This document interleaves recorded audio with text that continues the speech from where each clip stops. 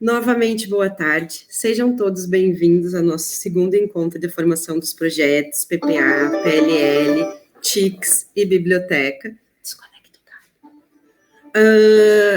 cabo. Nossa formação de abril, nosso encontro mensal.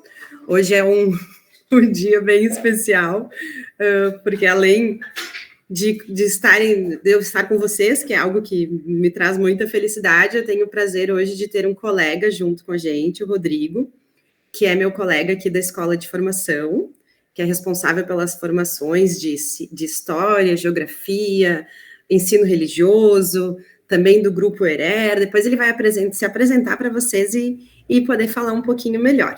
Então, gente, para iniciar, eu vou trazer algumas questões que a gente não conseguiu finalizar na última formação, mas que são de suma importância para o andamento das formações durante o outro ano. Só um momentinho que uma colega ali avisou. Feito. Que são fundamentais para o andamento das formações durante o ano, tá? Então, eu vou começar aqui. Qualquer coisa, vocês me sinalizam se der algum problema, tá? Então, nossa formação dos projetos, PPA, PLL, TICS e Biblioteca. A nossa temática é avaliação, algum tema que está sendo muito discutido atualmente. Nós já tínhamos esse plano de trazer, né, essa temática para o grupo. O grupo, quando eu me refiro ao grupo, eu me refiro a todo o grupo de professores do município. Já está disponível a formação que o pessoal aqui, os formadores dos anos finais fizeram. Então, nós já tínhamos essa temática em vista, visto o quanto ela é cara, né, no processo educativo, na ação do educar. Então, era um tema que para nós nos preocupa bastante. Então, como eu comentei com vocês, vou iniciar trazendo só algumas informações de ordem mais administrativas, né, para que a gente possa se organizar em relação a nossas formações.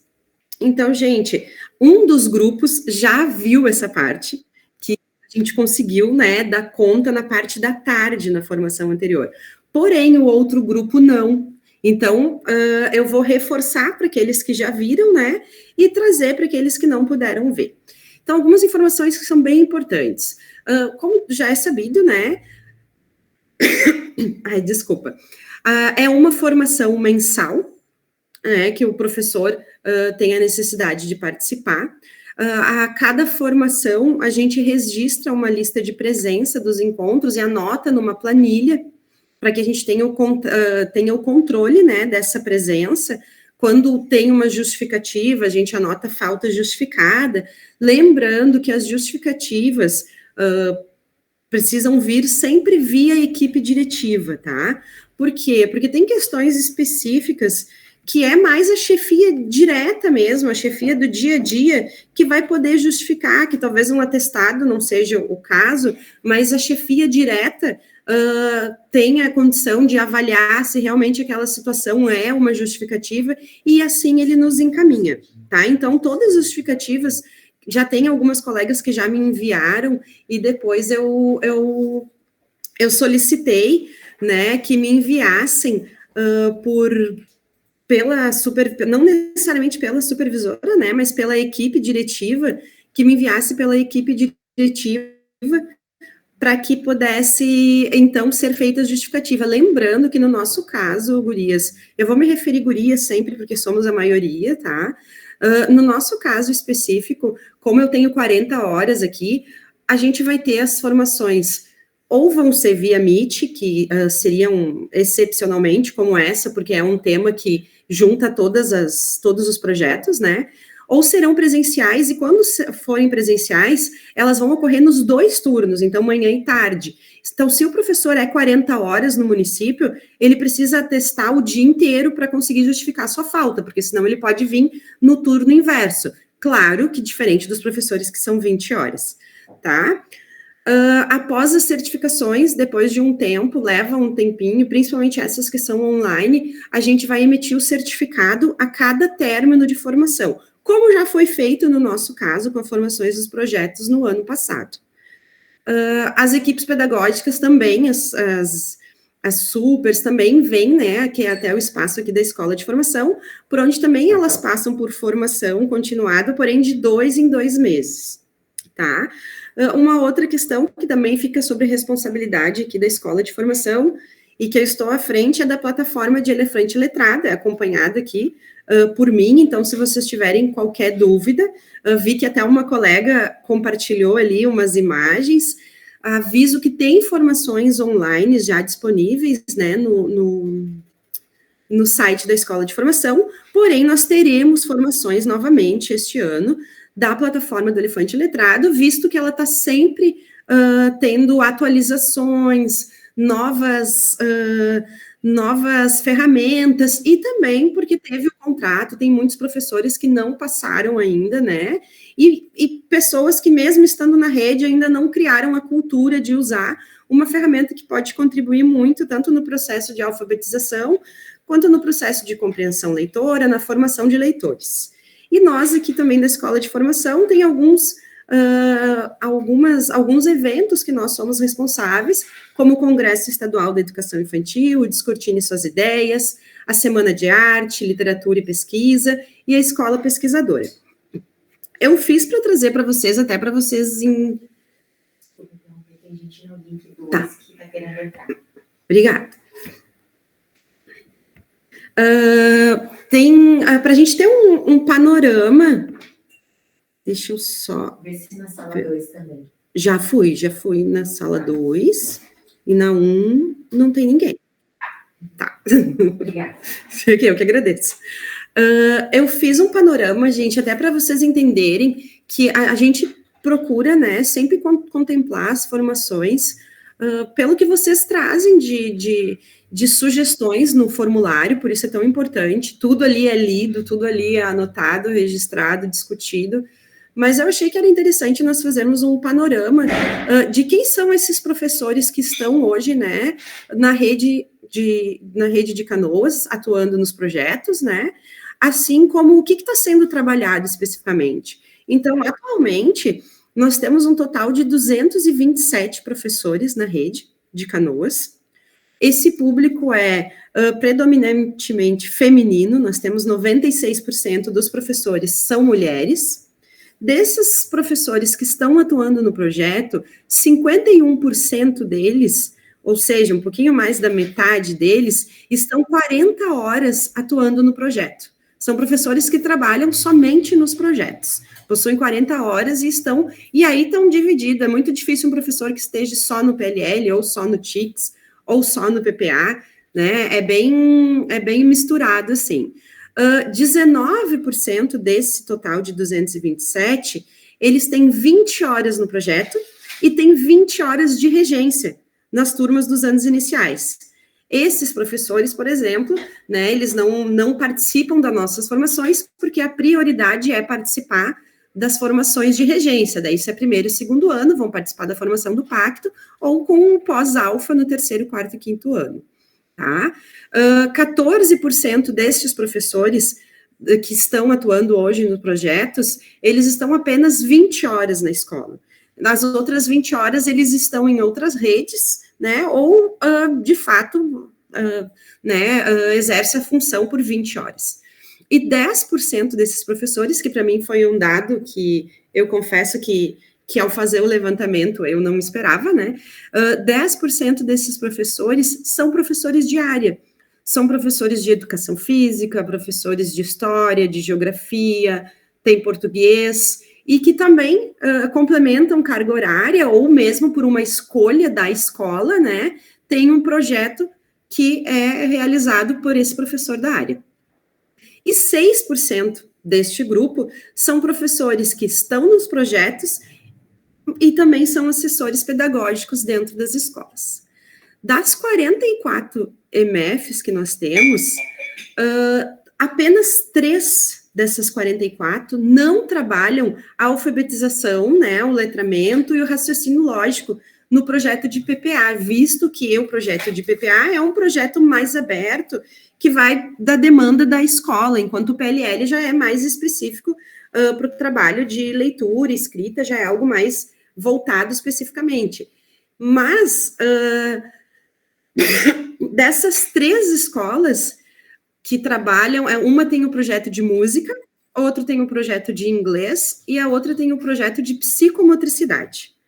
As outras 39 escolas, todas elas trabalham com alfabetização, letramento, raciocínio lógico, e algumas delas ainda acrescentam, por exemplo, escolas como o Erna Wirth, que é de turno integral, aí elas têm outros projetos, como projetos de educação socioemocional, projetos de história e geografia, mas a maioria, né, como a gente viu ali, 39 das 44 escolas ficam com a questão da alfabetização, do letramento, do raciocínio lógico, sendo que o PPA, ele está tendo uma pequena mudança pós-pandemia, que antes ele era muito voltado a questões da matemática, ainda é na maioria das escolas, é como um reforço matemático, digamos assim, mas ele também tem trabalhado as questões da alfabetização.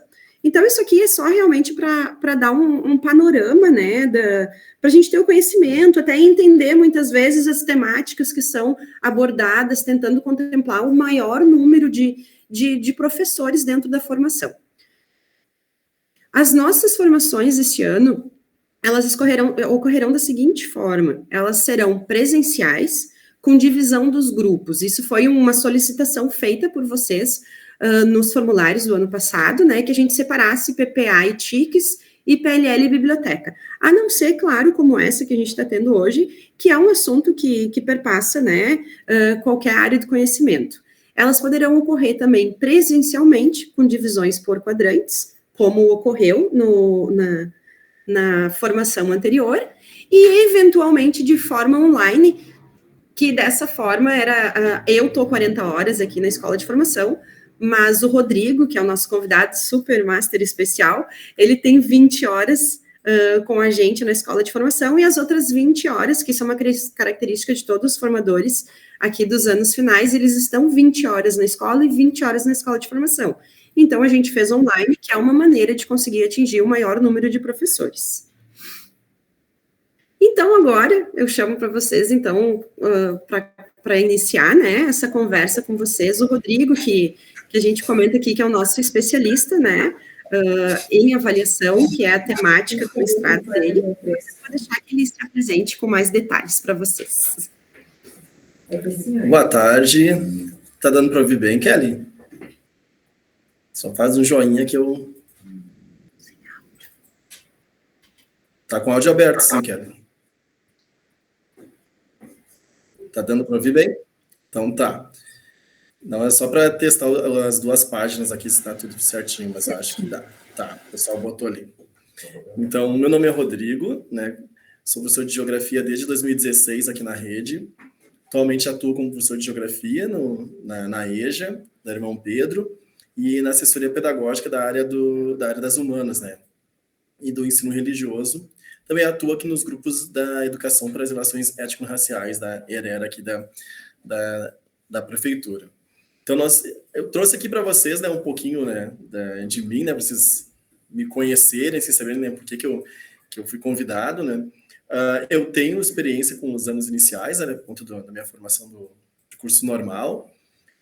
Atuei dali em 2007 na educação infantil, né, eram crianças de 1 ano e 3 a 2 anos, né, era para ter ficado 1 semana, porque ia trabalhar com jardim, e acabei ficando 1 ano com essa turma. Depois de 2008 a 2010, com os anos iniciais, ali primeiro, segundo, terceiro ano e terceira série. Em 2009, daí também nas minhas janelas, comecei com os anos finais de geografia. A partir de 2010, ensino médio. E também já atuei em coordenação de disciplina, que era, na verdade, coordenação de turno, né? Então, como formação, ali estou formado em geografia, né, depois do curso normal, tenho especializações em supervisão, orientação, ensino de história e geografia, e sou mestrando em ensino de geografia, né, que é onde a minha pesquisa é vinculada para avaliação, né. Então, pode passar, Kelly, por favor. Então, nesse sentido, né, é uma aprendizagem que vai indo, né, a gente não... Nada de especialista aí, nós estamos aprendendo juntos, né, cada semana, né. Então, essa formação eu dividi em 4 partes, tá? Avaliação, as queixas persistem, depois construindo uma base, né? Ensinar, aprender, avaliar. Depois o conceito de avaliação e, por fim, possibilidades de avaliação no contexto dos projetos.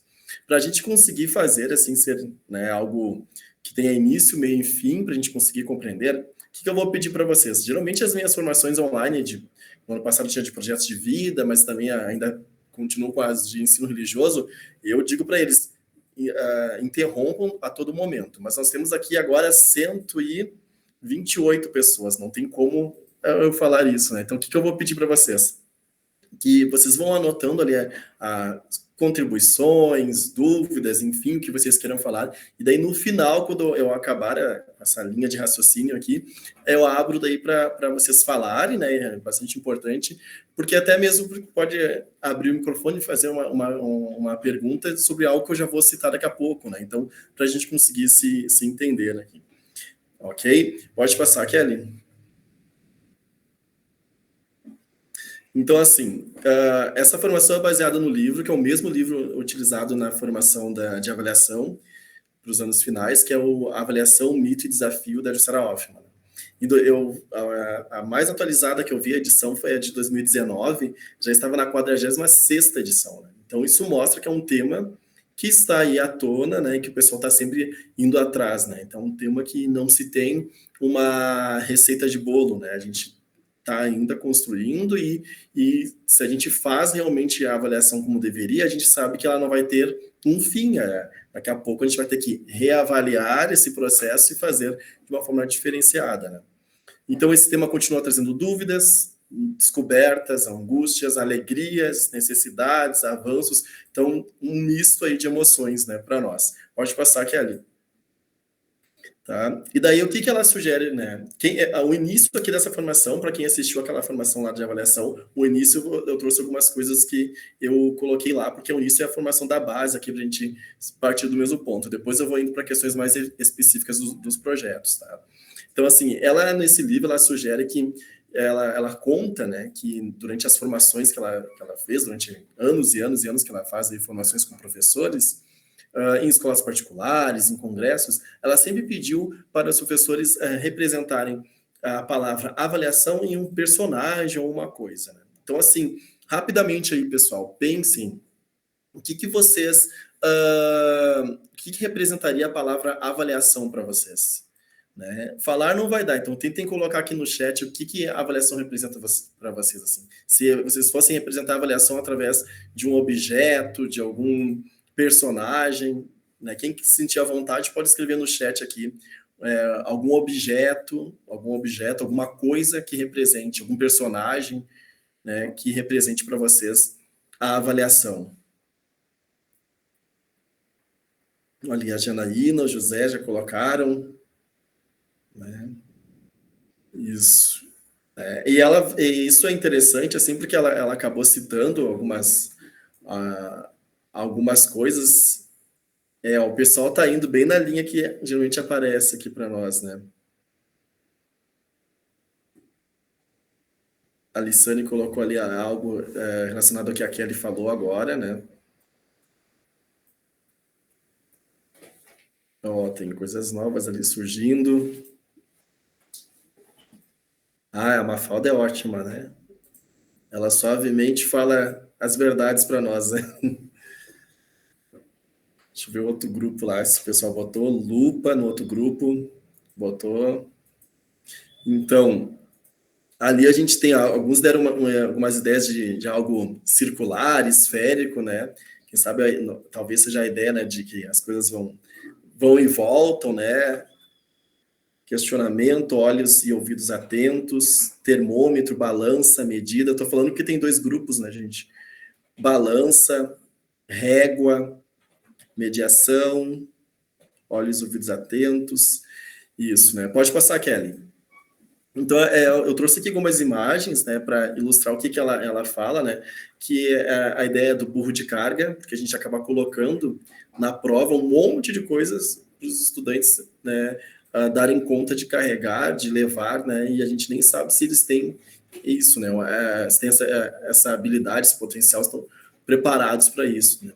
Então, a gente vendo até na formação lá dos planos, na constituição dos planos de trabalho, né? Uma das coisas que a gente tem que falar não é para copiar todos os planos de estudos, não é para copiar todo o RCC, porque o pessoal coloca e vai indo, colocando e fica como objetivo vencer a matéria, né? Então, uma das minhas falas em todas as avaliações é respeito ao tempo de aprendizagem dos estudantes, né? Senão a gente finge que ensina, eles fingem que aprendem, né? Tá? Depois ali tem o cão farejador, né, que eu acho que vai muito ali com a questão dos olhos atentos, ouvidos ali, né, da lupa, né, então farejando tudo que se aprendeu, não aprendeu, tenta achar algum rastro que tenha ficado, né, desse percurso. A cobra, né, alguns relatos assim que fizeram para a Jussara era de que seria algo traiçoeiro, algo que estava sempre pronto para te atacar. E o principal, gente, é a questão do juiz, né? Porque a avaliação tem teóricos que definem a avaliação em 4 estágios, e o terceiro é a avaliação de julgamento, né? Porque ela serve para isso, né? Tu é o juiz, tu vai dizer quem passa, quem não passa. Eu lembro que nessa atividade teve uma pessoa que disse que a avaliação seria São Pedro, né? Que São Pedro lá define quem sobe para o céu, quem não sobe, e nós, professores, estaremos fazendo isso, né? Quem passa, quem não passa, né? Então, é muito forte na nossa formação, na nossa prática docente, ter a avaliação como algo lá no final, onde a gente vai colocar, vai dizer se passa ou não passa, né? E isso, a Jussara Hoffmann, ela traz como a gente acaba repetindo o tipo de educação que nós tivemos, tanto na educação básica quanto no ensino superior, né? Na hora de fazer a formação lá nos anos finais, eu acabei comentando com os colegas que participaram, né, a Fernanda, o Éder, sobre uma situação que aconteceu comigo na graduação, uma disciplina de estágio. A professora disse: eu reprovo o estudante aqui, né, o acadêmico ali, né, universitário, que no estágio colocar prova como instrumento avaliativo, porque prova é errado, que prova isso, que prova aquilo. Depois lá de alguns meses de aula, a avaliação dela foi uma prova valendo 10. Né? Então a gente repete muito isso, muito, né? E pegar a teoria e botar na prática é algo que nem sempre acontece, né? Pode passar. Ali a avaliação me traz medo em algumas vezes, pois dependendo do momento podemos esquecer que ela passa em casa, se é uma falha humana. E essa questão que a professora Regiana traz, né, essa questão do medo, ela faz parte. A avaliação não é um dos momentos mais prazerosos do nosso trabalho, né? Mas isso a gente vai falar mais, né? E daí ela traz o seguinte, pessoal, que em uma das formações uma professora definiu a avaliação da seguinte forma: conjunto de sentenças irrevogáveis de juízes inflexíveis sobre réu, em sua grande maioria culpados, né? Então, assim, a pessoa que falou isso, certamente ela não faz esse tipo de avaliação, ela não pratica dessa forma, mas às vezes, né, o colega do lado, né, principalmente quem trabalha, por exemplo, nos anos finais, tem mais colegas definindo ali aquele trimestre, aquele ano letivo do estudante, né? Às vezes o colega do lado não tem a mesma percepção, a mesma concepção de avaliação, né? Então, o colega da série seguinte, né, aquele estudante que tu foi lá nos anos iniciais, fazendo ele avançar diante das suas dificuldades, no ano seguinte daí já não está no mesmo nível, já tem uma outra visão, né? E não acompanha esse crescimento do estudante, né? Então, isso é uma frase muito forte, mas é uma frase que a gente vê ainda hoje, né?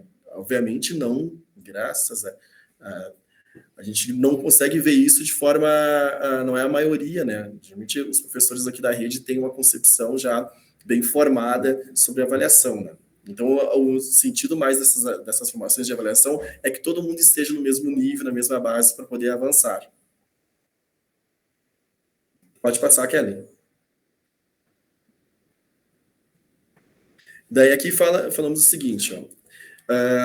A gente sabe, né, que diante dessa questão dos projetos terem avaliação, muita gente procurou a SME por telefone, tem gente que foi pessoalmente, equipes diretivas, professoras. Eu botei professoras porque até então, onde eu sei, assim, foram só professoras, não tenho conhecimento de nenhum professor que tenha ido, né? e a gente ouviu das mais variadas informações, tanto que quando eu fui, a Kelly me convidou para vir, eu comecei a conversar com algumas pessoas que dão aula nos anos iniciais, né? Porque eu dei aula nos anos iniciais há muito tempo atrás e não tinha PLL, PPA, não tinha isso, né? TICS, né, também. Então, o que eu comecei a conversar, perguntar como é que era, e cada um trazia uma ideia diferente, pessoal. Tem gente que fala, mas a avaliação a gente já faz, tem escola que já faz com nota, que não era novidade, tem escola que se surpreendeu que as outras não fazem, né? Tem escola que falou que a avaliação nunca foi necessária em projetos, então eles acham que é um completo erro, né? Tem escolas que falaram assim, antes da pandemia nós fazíamos com nota, tinha tudo ali, mas daí na pandemia estava todo mundo no online, por mais que a professora regente reduzisse o número de atividades, era muito naquele contexto para os estudantes, para eles darem conta, então PLL, PPA acabaram ficando secundários, quando um professor se aposentava, pegava atestado, esse de PPA, de PLL, de TICS, assumia a turma, já que é um professor PEB1, né, assumia a turma, então o PPA, PLL, em algumas escolas acabou acontecendo mesmo após o retorno presencial, né. Então, daí isso fez uma quebra, né? A pandemia fez uma quebra na configuração do PPA, do PLL, como vocês sabem melhores do que eu, né? Então, tem gente que falou, não, antes da pandemia era por nota, né? Agora não é mais, né? Alguns falaram que vai destruir tudo, porque vai destruir a minha aula, eu não vou conseguir mais dar aula, né? Então, é algo assim que, tudo bem ali, Raquel, a gente sabe, tranquilo. Tá? Então, é algo que a gente sabe que a gente vai ter que precisar trabalhar. Essas questões, tanto quem falou a favor, quem falou contra, pessoal, isso tudo faz parte, tá? A gente sabe que nós não vamos ter um consenso em nenhum assunto, né? Mas algumas falas nos deixaram um pouco preocupados, né? Por conta, assim, uma coisa é tu não concordar se vai ser nota, se vai ser conceito, e aqui na rede, pessoal, assim, ó, quem tem nota, como o caso do ensino regular, às vezes fala, mas eu acho que conceito seria melhor. A EJA, que tem conceito, quando vai fazer a avaliação, eu acho que com nota não daria problema, a gente conseguiria se achar mais. Então, assim, quem tem conceito quer nota, quem quer nota quer conceito, tá? Quem tem parecer descritivo, às vezes, mas não dá, é muita coisa. Então, assim, sempre o nosso trabalho é muito puxado, né? Então, a avaliação não é fácil em nenhum contexto, tá? Mas, assim, algumas falas nos assim, causaram uma certa preocupação, sabe? E que a própria Jussara Hoffmann, que esse livro aí tem décadas, né? Ela traz isso, né? Que às vezes a gente fala sobre avaliação e a própria pessoa que está falando não tem uma concepção. Se tu perguntar o que é avaliação, ela não sabe dizer, mas ela está ali falando sobre isso, que faz parte do processo de aprendizagem nosso, de nossa formação enquanto profissional, né? Mas ter se dar conta disso, que precisa rever um pouco dessa concepção, também faz parte desse processo para a gente poder ter avanços, né? Pode passar, Kelly. Rodrigo, só contribuindo com a tua fala, que eu estou vendo ali que está surgindo várias coisas no chat. Quando o Rodrigo comenta que surgiram algumas questões que nos preocuparam, nós somos extremamente sensíveis à questão que foi trazida por muitos professores em relação a avaliar, é diferente da nota, e temos consciência total disso. Mas a fala que nos preocupou muito e foi muito escutado, claro que isso não dá para fazer generalizações, mas a gente escutou muito mas eu não tenho como avaliar, são muitos alunos. E isso nos deixou preocupado. Nós não estávamos falando em dar nota, nós estávamos falando desta fala, sabe? Eu não tenho como avaliar. Como é que eu vou avaliar se eu dou aula para 10 turmas, se eu dou aula para 3 turmas, se eu dou aula para 4 turmas? Gente, realmente, avaliar é diferente de... Tá cortado para mais alguém? Eu estou ouvindo bem, Kelly. Então acho que talvez possa ser algo local. Então, em relação...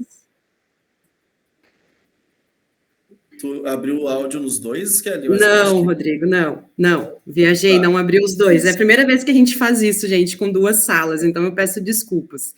Então, só recapitulando de forma bem rápida e respondendo algumas questões e complementando exatamente isso que o Rodrigo está trazendo, que a nossa preocupação não foi com as pessoas que nos falaram, mas não acho adequado dar nota, não tem como dar nota para determinadas questões. Isso a gente não está discordando ou concordando. O que nos deixou, sim, apreensivos e foi preocupados foi escutar de muitas professoras que não era possível avaliar. São muitos estudantes, eu não tenho como avaliar tantas turmas. E essa fala nos preocupou, sabendo que avaliar faz parte e é inerente, digamos que posso usar a palavra com muita segurança, que é obrigatório no processo educativo a avaliação. E ouvir que não era possível avaliar, isso nos deixou muito apreensivo, tá? Rodrigo, vou te passar a palavra de novo e continuar passando. Isso. Alguns exemplos disso que nos causou preocupação, eu já pretendia ir falando ali, né? Mas isso que a Kelly falou é algo assim que, como a gente ouviu de muita gente, pessoal, às vezes a gente ouvia assim, no mesmo dia, eu tenho muitas turmas, então eu não tenho como avaliar. E daí outra pessoa vinha com uma visão tipo, mas é super simples avaliar, porque até na hora do recreio eu sento com a professora e eu falo para ela, é muito tranquilo. Então, assim, a gente tinha, assim, de um lado era super simples, eu posso falar numa passada do corredor, na outro lado era impossível, né? Mas isso faz parte e isso a gente vai passando agora aqui para todo mundo. Tá? O Kelly, eu só acho que precisa, não sei se agora deu, isso aí. Então, assim, pessoal, e aqui eu estou lendo alguns comentários aqui e eu vejo assim que o pessoal que está comentando aqui é exatamente isso, estão partindo de uma base coerente sobre a avaliação, e é isso aí, pessoal. E aquilo, eu comentei na formação de História e Geografia, a pandemia ela deixou algumas consequências nos estudantes, nas famílias, mas também no nosso trabalho, enquanto profissionais, né? Então, se a gente diz que a pandemia deixou consequências na sociedade, nós também fazemos parte, né? E algumas questões a gente precisa dar uma retomada para a gente poder avançar, né? Então, aqui diz assim, né? Uma das grandes questões que a Jussara traz mas em que medida os educadores ultrapassam tais críticas e sugerem uma trajetória alternativa à prática contestada, né? Então, daí tu tu vai fazer uma formação ali, sobre avaliação. Então, tu vai conversando, isso, aquilo. Que eu acho que isso tem que ser diferente, acho que isso tem que ser diferente. Tá, mas o que a gente pode fazer, né, de diferente, né?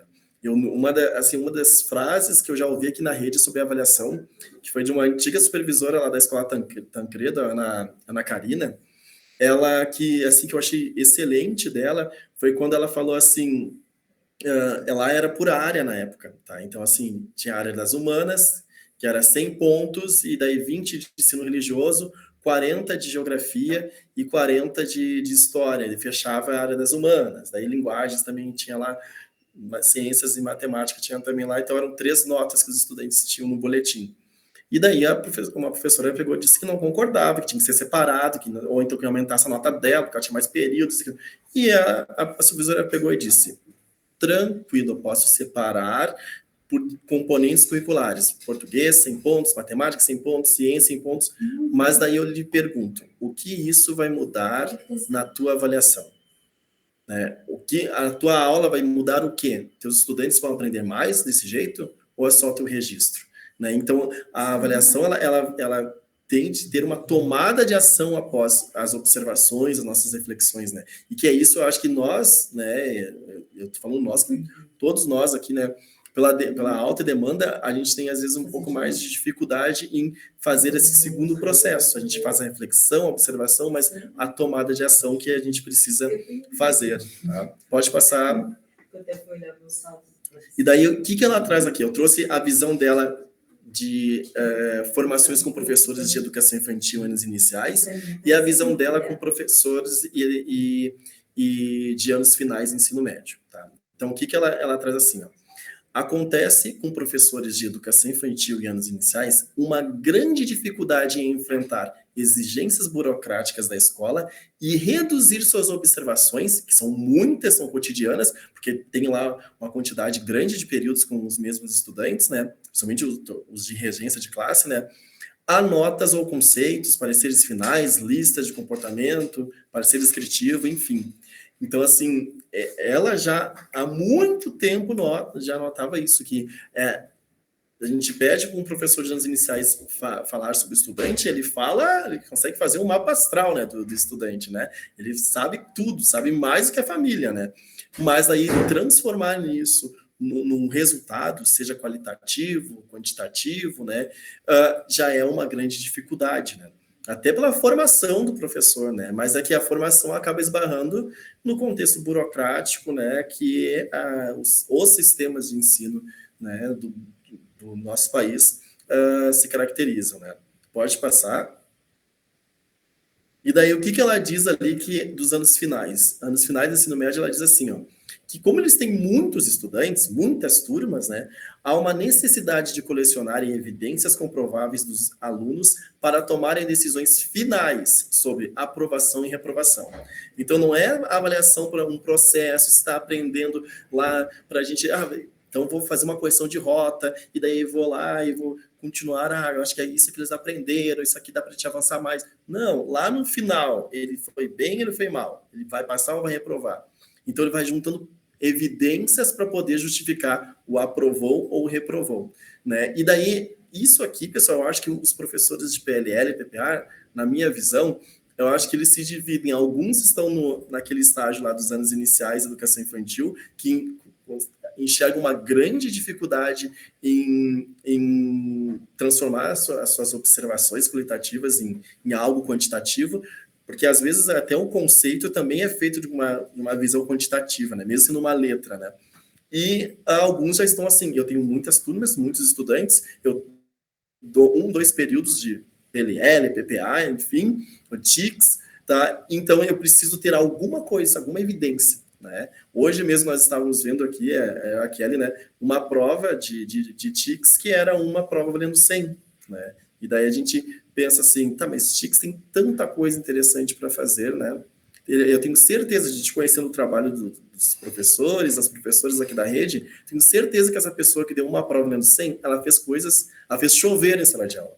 Mas tudo isso que ela fez, para ela não seria a avaliação, que talvez ela esteja nesse quadro aqui, ó, dos professores, tem muitas turmas, precisam de uma evidência, né?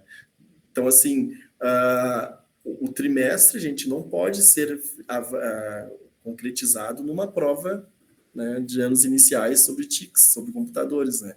Então, e assim, eu digo eu não sei quem é a professora ou o professor, mas eu digo com tranquilidade, eu tenho certeza que essa pessoa faz chover em sala de aula, mas não considera aquilo lá como evidência para poder registrar um conceito final, tá?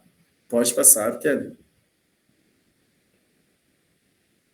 Daí, assim, agora a parte de construção de base, assim, para a gente poder partir lá para falar de possibilidades de avaliação, né? Então, assim, uma das coisas que a gente acaba percebendo é que para os professores, ensinar e aprender são a mesma coisa, né? A gente até lê muitas vezes assim, processo de ensino-aprendizagem, né? Mas eu costumo usar ensino e aprendizagem também policiando para tentar, assim, né, deixar ali representado que são 2 processos, né? Que, embora andem juntos, são 2 processos diferenciados. O que a gente pode pegar, assim, para entender sobre ensinar, né? Ensinar seria transmitir signos, né? Esses signos seriam, então, sinais, apontamentos que orientarão, mostrarão o percurso para o estudante. Pode passar, Kelly. E daí, se o estudante vai através desses signos, dessas orientações, ele vai, então, se apropriando de informações, relacionando, desenvolvendo conhecimento, ele está aprendendo, né? A aprendizagem vem no contexto mais contemporâneo, né? A gente nosso aqui, a gente não vai naquele aprender de apreensão, de que eu vou ter que colocar um conteúdo na cabeça do estudante, né? Da tábula rasa, não é? Isso a gente já passou, né? Isso não precisa, que vai ser chovendo molhado, né? Então, através desses signos, ele vai, então, relacionando essas informações e vai aprendendo. Pode passar.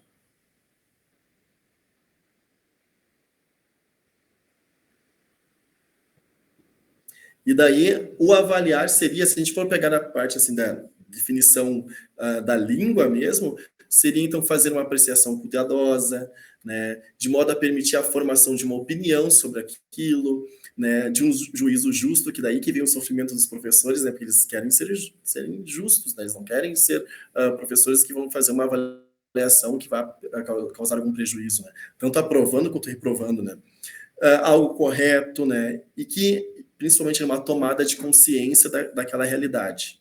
Pode passar. E ali diz assim, ó, se ensinar é transmitir signos, então aprender seria interpretar, né, relacionar, compreender esses signos. Né? A aprendizagem então, ela ocorre quando esses signos, esses novos conhecimentos elencados passam a ser compreendidos pelos estudantes. E daí, a partir disso, Kelly, pode passar? A partir disso vem a relevância de saber a diferença entre ensino e a aprendizagem. Né? Porque ó, cada aula emite muitos signos. Né? A gente vai ensinando muita coisa, né? Mas a gente precisa compreender, a gente vai fazer uma avaliação da aprendizagem, né? Do que foi compreendido, interpretado pelos estudantes. E daí essa avaliação, ela tem que ser a avaliação da aprendizagem, não avaliar para causar um registro burocrático, mas avaliar para a gente conseguir ver quais habilidades foram desenvolvidas, habilidades cognitivas, motoras, socioemocionais, né? E traçar o que eu vou ter que dar uns 2 passos para trás, 1 passo para trás, 2 para frente, e pensar também em avanços. A turma está com dificuldade, não vou poder avançar. Não, algum tipo de avanço vai ter que ter. Pode não ser um avanço almejado lá em março, mas algum tipo de avanço a gente vai ter que traçar. Pode passar. E daí tem, então, agora a definição mais conceitual ali, né, da Jussara Hoffmann, né? Ela diz assim, ó, esses termos em vermelho são termos que eu vou trazer, então, de forma mais aprofundada, tá? A avaliação é a reflexão transformada em ação. Se alguém está anotando aqui algo dessa formação, eu deixei até sublinhado, pessoal. É isso aí que eu acho que a gente tem que ter em mente. Tá? O que eu gostaria, então, depois de toda a formação, que vocês soubessem, que vocês lembrassem, né? A avaliação é a reflexão transformada em ação. A gente vai refletir sobre essa coleta de dados que a gente faz, dados qualitativos e quantitativos, e a gente vai transformar isso numa ação. Né? Essa tomada de ação é isso que eu falei, né? 1 passo para trás, 2 para frente. Né? O que eu vou ter que retomar e quais avanços eu vou poder fazer aí, né? Correção de rotas, né? Por esse caminho os estudantes não estão entusiasmados, por esse caminho os estudantes não estão desenvolvendo aí as habilidades, né? Essa ação, então, nos impulsiona a novas reflexões, né? Reflexão permanente do educador sobre a sua realidade, né? Sobre aquela turma. E acompanhamento de todos os passos do educando na sua trajetória de construção do conhecimento. Claro que aqui, pessoal, pegando aquela parte bem pedagógica, ela vai falar de acompanhamento de todos os passos, de uma avaliação mais individualizada. Não é a nossa realidade. Nós, enquanto secretaria, não vamos pedir para vocês fazerem algo que não se tem condições de fazer. Né? Imagina quem tem aí 10 turmas, 12 turmas, a gente pedir que vocês façam algo bem individualizado para cada estudante. Isso não tem como, né? Então, a gente faz parte da avaliação perceber o que eu vou dar conta de fazer, né? Quando eu faço formação com os professores de ensino religioso, tem professor que diz assim, eu não aguento mais, eu vou pedir para parar de dar aula de ensino religioso, porque toda semana eu dou uma atividade, eles me entregam, então eu tenho lá 8 turmas de ensino religioso, eu vou para casa todo final de semana com 8 trabalhos para corrigir. Né? E daí, isso, né, pessoal, isso não é a avaliação que a gente está pedindo. Ninguém pediu que toda aula tenha algo a ser registrado. Né? Não, o professor vai enlouquecer, a gente não quer isso. Né? A gente precisa cuidar também, né, de quem cuida. Né? Então, fazer essa avaliação do que eu sou capaz de acompanhar, o que eu sou capaz de registrar, o que eu sou capaz de pegar para acompanhar ali, né, que eu vou dar conta, também faz parte. Tá? E o objetivo é analisar, acompanhar a trajetória de construção do conhecimento. Passa, Kelly.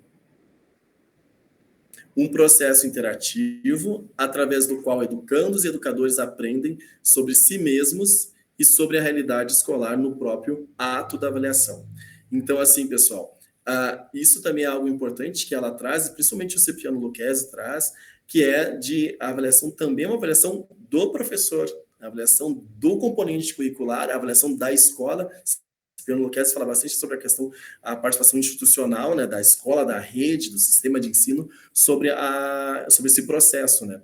Então, também é isso, saber se, por exemplo, quando chega alguma avaliação que não está bem coerente, né, trazida por uma família lá para a Secretaria de Educação, por exemplo, uma avaliação que tenha... Vou dar um caso assim que para vocês pode ser bem hipotético, mas não é, pessoal, tá? Isso aconteceu, por exemplo, no ano passado. Uma avaliação valendo 100 pontos, aonde foi avaliado apenas um conteúdo, e de um componente curricular com muitos períodos por semana. Um conteúdo só durante todo o trimestre, valendo 100 pontos. Daí foi justamente o conteúdo que o estudante não desenvolveu, né? Os outros, se tivesse caído os outros conteúdos, ele teria dado conta daquela avaliação. Quando tem isso, que é algo incoerente, né? Que é algo que tem que ser retomado ali com o professor, a gente pensa, mas uma equipe pedagógica, como por exemplo a supervisão, observou aquele material e não fez essa retomada com o professor ali, olha, aqui precisa rever isso, não pode ser isso, né? Olha, não pode ter 10 questões, das 10 questões serem 6 do mesmo conteúdo, né?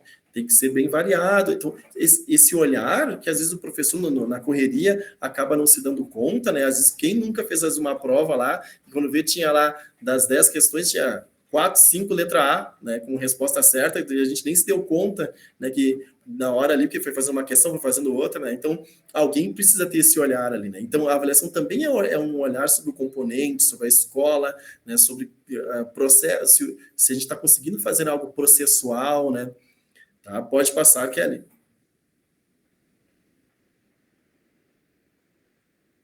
E daí, então, sobre essa parte que ela fala ali de avaliação, é a reflexão da sua avaliação, aqui eu trago algumas perguntas que a gente pode se fazer, né? Como, o que não foi desenvolvido, o que foi desenvolvido, o que os estudantes conseguiram desenvolver, né, com contabilidades.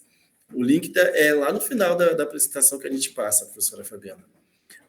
Que correção de rotas, né, de rotas de aprendizagem a gente precisa fazer, quais os avanços possíveis, pode passar, Kelly.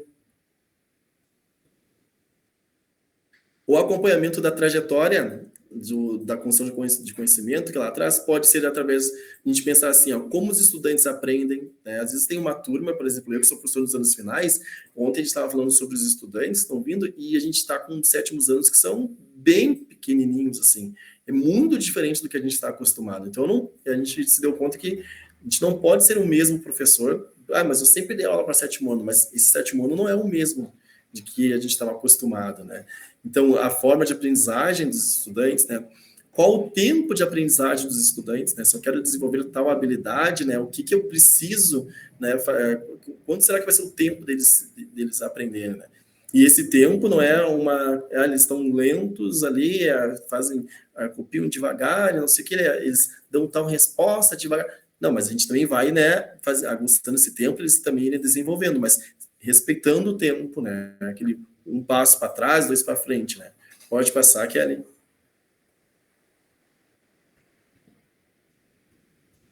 Depois ali, acompanhamento da trajetória de construção do conhecimento, né? Quais as minhas condições para conseguir acompanhar os processos de ensino-aprendizagem, né? Não adianta eu achar, então, eu vou dar prova e eu tenho lá, digamos, 350 estudantes e eu vou dar prova, né? Tá, mas tu vai ter tempo de corrigir, de dar um retorno, de retomar essa avaliação, essa prova, e fazer a reconstrução dos conhecimentos que tu observou que não deram certo, né? que não foram desenvolvidos, né?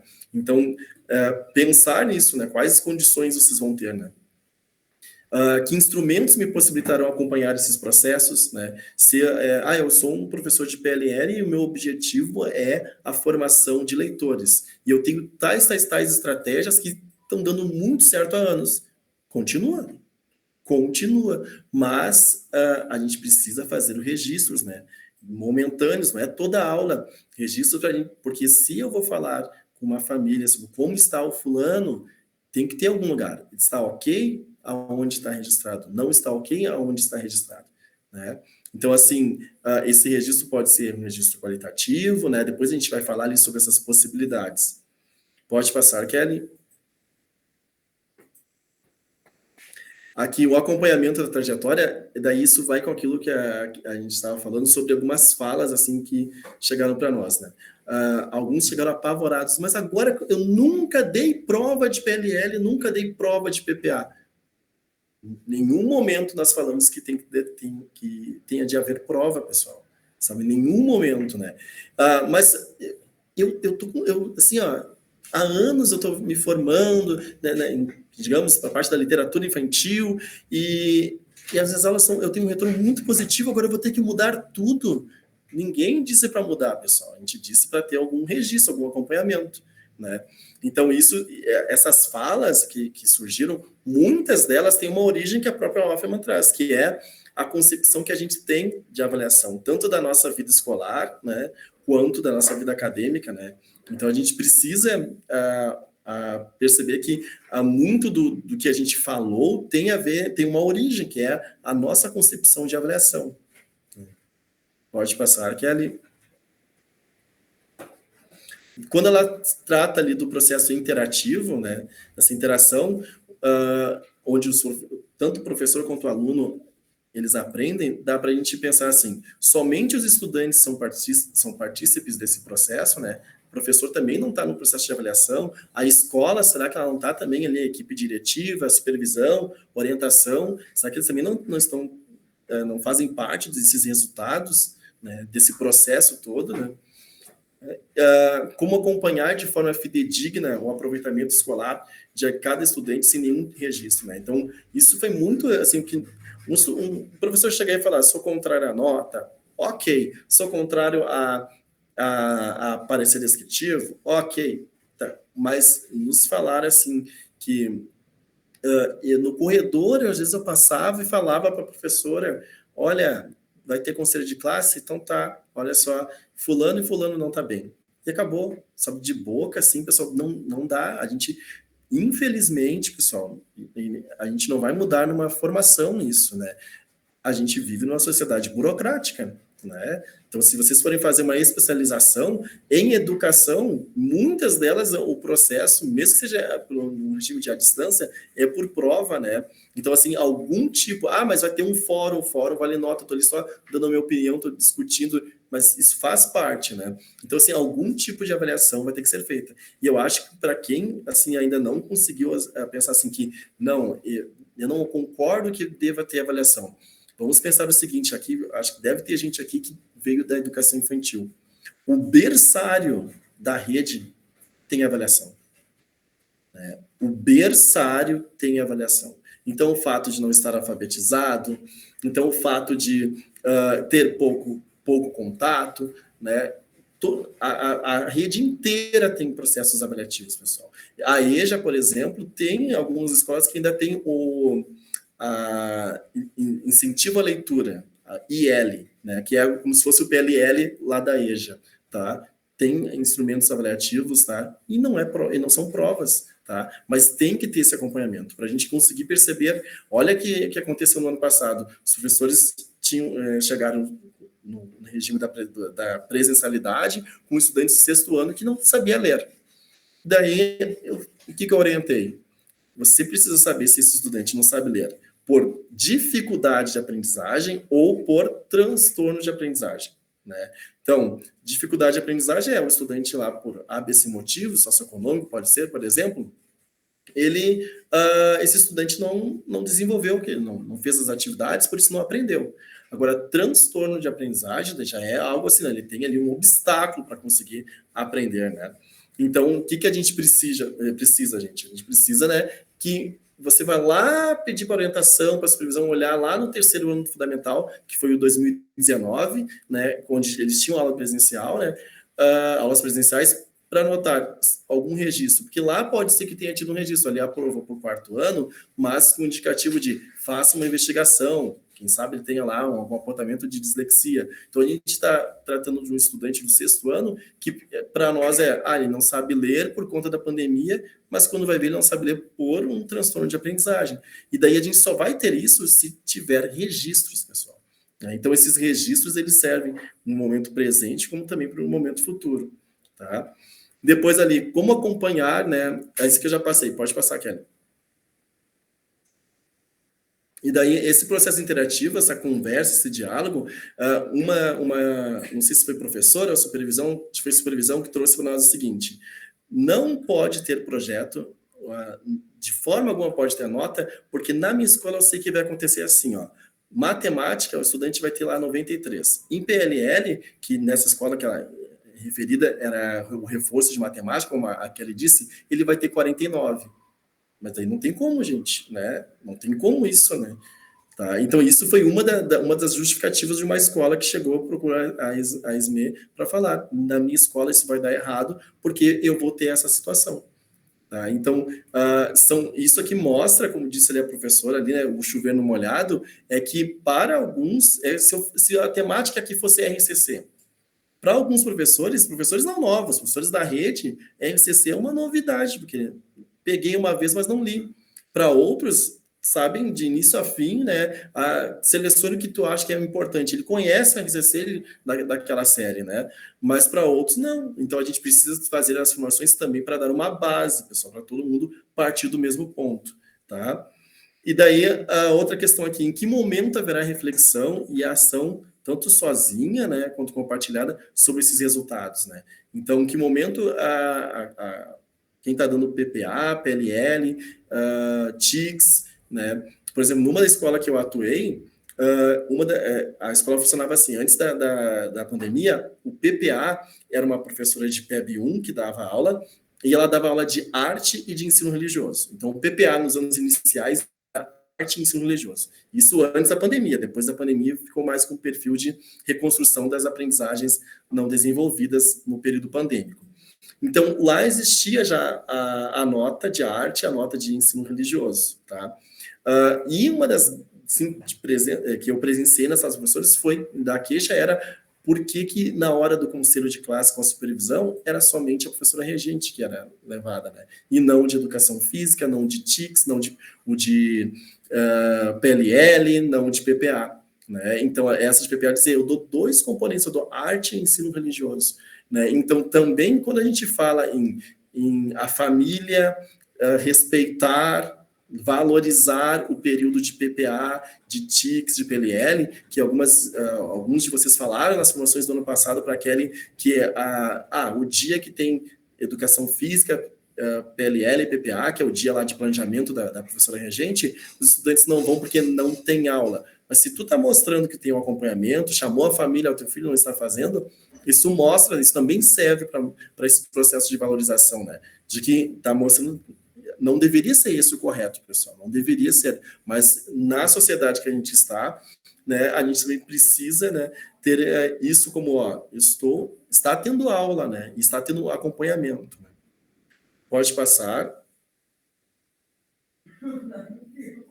Depois aqui, possibilidades, então, pessoal. Quando a gente ouviu falar isso, né, vai ter que ter alguma nota, vai ter que ter algo, logo de cara eu me lembrei de 2016, lá da Tancredo, quando eu entrei para dar aula de geografia e ensino religioso nos anos finais, e lá era por área. Então, tinham 3 notas dos estudantes nos anos finais: humanas, exatas, que era matemática e ciências, e linguagens. E daí cada componente dessa área tinha um percentual da nota que fechava a nota. Eu pensei assim: nossa, mas poderia ser feito assim, que sabe, aqui é uma possibilidade, uma sugestão, né? TICS vai ficar com 35 pontos, PPA 35, PLL 30, por exemplo. E daí vai somar essas notas, né, já que o professor tem lá, eu estou com dificuldade, eu nunca construí instrumentos avaliativos, eu nunca fiz registro, eu acho que eu não vou ter tempo de fazer tantos registros. Então, fazer isso de uma forma mais coletiva, porque isso que está aqui, como citou ali alguma professora ou professora, agora não lembro, TICS, PPA e PLL não estão no RCC porque não são base comum, né? São, na verdade, parte diversificada, aqueles 40% lá que a gente diz, né, do currículo, né, em torno de 40%, né? Então, mas isso aqui faz parte da educação básica, né? Depois, lá no final, tem o artigo da LDB que fala sobre avaliação, e ela diz que tem que avaliar a educação básica. A educação básica é formada pela base comum, que é o RCC, no nosso caso, e pela parte diversificada, que são os projetos.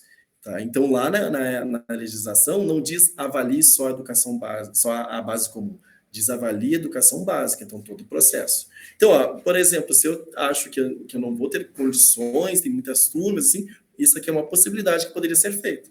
Tá? Ah, mas lá vão 3 notas. Repete a nota. Repete. Nos anos finais, quando tem projetos interdisciplinares, a nota é repetida, pessoal. Então, não é algo proibido, algo errado. É uma possibilidade.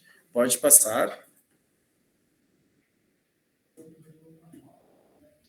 Depois, avaliar os aspectos qualitativos. Eu posso pensar assim, eu vou fazer, então, os momentos de leitura, 20 pontos, momentos de escrita, 20 pontos, atividades culturais, 20 pontos, participações orais, participação em colaboração, a postura em aula. Tá? Então, assim, isso aqui eu peguei lá do PPP de umas 3 escolas do que seria ali, né, o PLL, por exemplo, tá? Só um exemplo, só não é que tem que ser feito isso aqui, tá? Ah, mas eu vou escolher só uns 2 ou 3, tá? Isso aqui é um processo que tu vai criar registros, tá? Eu, em ensino religioso, quando eu comecei a dar aula de ensino religioso, eu não tinha noção de quanto tempo aquela atividade duraria. Tinha atividade que eu pensava, e vai durar o período todo, durava 15 minutos. Tinha atividade que eu pensava, vou ter que planejar bastante, que isso aqui vai durar meia hora, durava 2 períodos. Então, eu não tinha a noção. E às vezes até assim, tá, mas eu preciso fazer o registro, mas eles têm que estar, né, sentados ali, né? Então, eu preciso de uma atividade que eles vão ficar calmos fazendo para poder chamá-los, para me mostrarem. Então, o que eu fazia? No meu caderno de chamada, eu pegava lápis e ia registrando positivo, negativo, mais ou menos. Lá no final do trimestre, eu convertia esses registros para notas, né? Para anotar, isso aqui vai ser 20 pontos, o positivo virou 20, o mais ou menos virou 10, o negativo virou 0, tá? Então, era um processo assim que eu ia registrando mais de forma qualitativa e depois eu transformava nessas notas, né?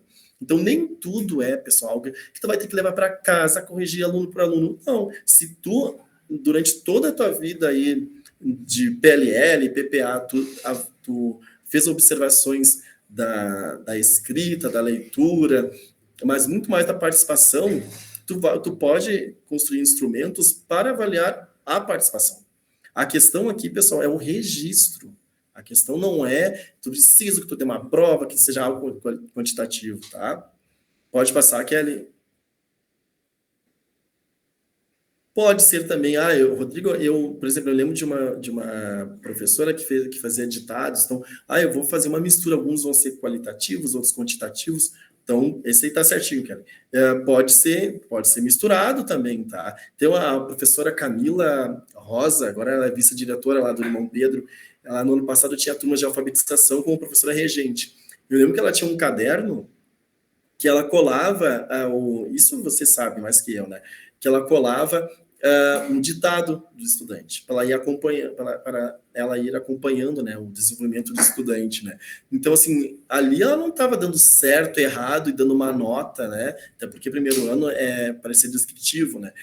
Segundo ano que ela tinha para ser descritivo, né? Mas é isso que eu estou falando, pessoal. Não precisa falar agora é uma avaliação, dia tal uma avaliação, né? Tá? Nada disso é preciso. É mais ou menos aquilo que acontece com quem dá aula por quinto ano. Às vezes, quem dá aula por quinto ano cria uma neura de que precisa prova, porque o ano que vem, os anos finais são pessoas diferentes. Cada professor tem um jeito. Na formação de avaliação, eu falei, vocês precisam sentar para conversar, para não ser cada avaliação tão diferenciada, até mesmo o instrumento prova tão diferenciado, que o estudante vai errar por não saber fazer, né? Não entender a lógica ali daquele componente, né? Então, às vezes, um professor lá de quinto ano vai dar prova de matemática, de português, de história, de geografia, de ciências, e daí no sexto ano o professor de história diz, não, eu vou acompanhar mais, vou fazer só trabalhos, ou de ciências, não, estou aqui no projeto de iniciação científica, ocupa muito tempo, não vai dar tempo de prova, daí de geografia vai dar, quando ele vê, ele vai fazer só geografia, português e matemática. Né? Então, ele vai fazer menos prova no sexto do que no quinto. Então, é essa lógica aqui que a gente está tentando. É um registro para refletir a realidade e pensar nas próximas ações. Tá? Pode passar, Kelly. Então, para quem estiver com dificuldade em saber até onde conseguirá acompanhar esses registros, né? Isso aqui eu já falei para vocês, né? Dessa minha proposta aí de ir anotando, né? E depois converter isso para nota aqui na aula para o quarto e quinto ano, né? Foi o exemplo que eu dei agora do ensino religioso, já me antecipei, então pode passar, Kelly. No caso da alfabetização, né, só cuidar para os pareceres trazerem o seguinte, as conquistas pedagógicas, né, porque às vezes a gente vai muito no não, né, ele não sabe isso, ele não sabe aquilo, ele não sabe aquilo. Quando a gente está dando aula lá como regente ou nos anos finais, por exemplo, a gente, de 100 pontos, o estudante tirou 65 em português, por exemplo. A gente não chama a família para falar dos 35 pontos que o estudante não desenvolveu. A gente faz para nós os registros do que são esses 35 pontos, para a gente ver o que tem que retomar e o que pode avançar. Então, na hora de fazer o parecer descritivo, a gente não precisa focar no que ele não desenvolveu, mas sim, ó, eu tinha tais expectativas, né, tais habilidades almejadas para aquele período. Quais ele desenvolveu? Ele conseguiu isso, ele já faz isso, já faz aquilo. Lembrar de não serem habilidades só cognitivas, serem habilidades socioemocionais, motoras, por que não, né? Pode passar. E aqui, daí, eu deixo agora aqui para a Kelly, né? Daí agora a gente está se encaminhando para o final e a gente vai ouvindo aqui, eu vou lendo também o que vocês escreveram. Deixa eu abrir o microfone nas duas. Gente, tá uma loucura isso aqui. É 2 reuniões, é 2 microfones, mais o Canva aberto, mas vamos lá. Deixa eu ver se eu tô no lugar certo. Gente, acho que primeiro, algumas, antes de eu entrar nessa parte específica, algumas eu não consegui acompanhar totalmente o chat, porque eu tenho que ficar entrando no Canva e entrando na outra sala para aceitar pessoas que ainda estão solicitando a entrada, tá? Mas algumas coisas que eu acho que são importantes a gente pontuar, tá? Eu não lembro quem foi exatamente, mas alguém falou, quando o Rodrigo comentou da questão de que, e isso é uma coisa que trazem fortemente, muitas escolas trazem, que, dia de projetos, muita gente não vem na aula, porque eles entendem que é um dia sem aula, digamos assim. Eu acho que é importante também vocês entenderem que o que eu e o Rodrigo trazemos aqui é uma visão de rede, não é uma visão de uma escola, é do que a gente escuta das 44 escolas. Então, os dados que a gente traz aqui não são coisas por achismos nossas, são falas que nós recebemos diariamente das escolas, dos professores, dos supervisores, e alguém comentou sobre isso, que essa valorização passa pela equipe, pela gestão da escola, por essa valorização dos projetos, e eu acho que isso é um ponto extremamente importante, tá? Isso, como outros colegas já trouxeram, eu, particularmente, estive em uma escola e sempre fui dos projetos, sempre fui do PPA. E o meu projeto nunca foi visto como um complemento ou como um reforço. Ele sempre foi visto como um projeto onde eu tinha o meu plano de trabalho, onde eu tinha os meus objetivos. E eu acho que isso também vai muito da nossa postura em legitimar esse lugar. O nosso trabalho, a nossa atitude e também desse olhar da gestão. Como o Rodrigo falou, e isso é o que muitas professoras nos trouxeram. Eu nunca participei de um conselho participativo, sendo professora dos projetos. Isso é uma realidade das escolas. No entanto, a escola em que eu trabalhava, eu sempre participei de todos os conselhos.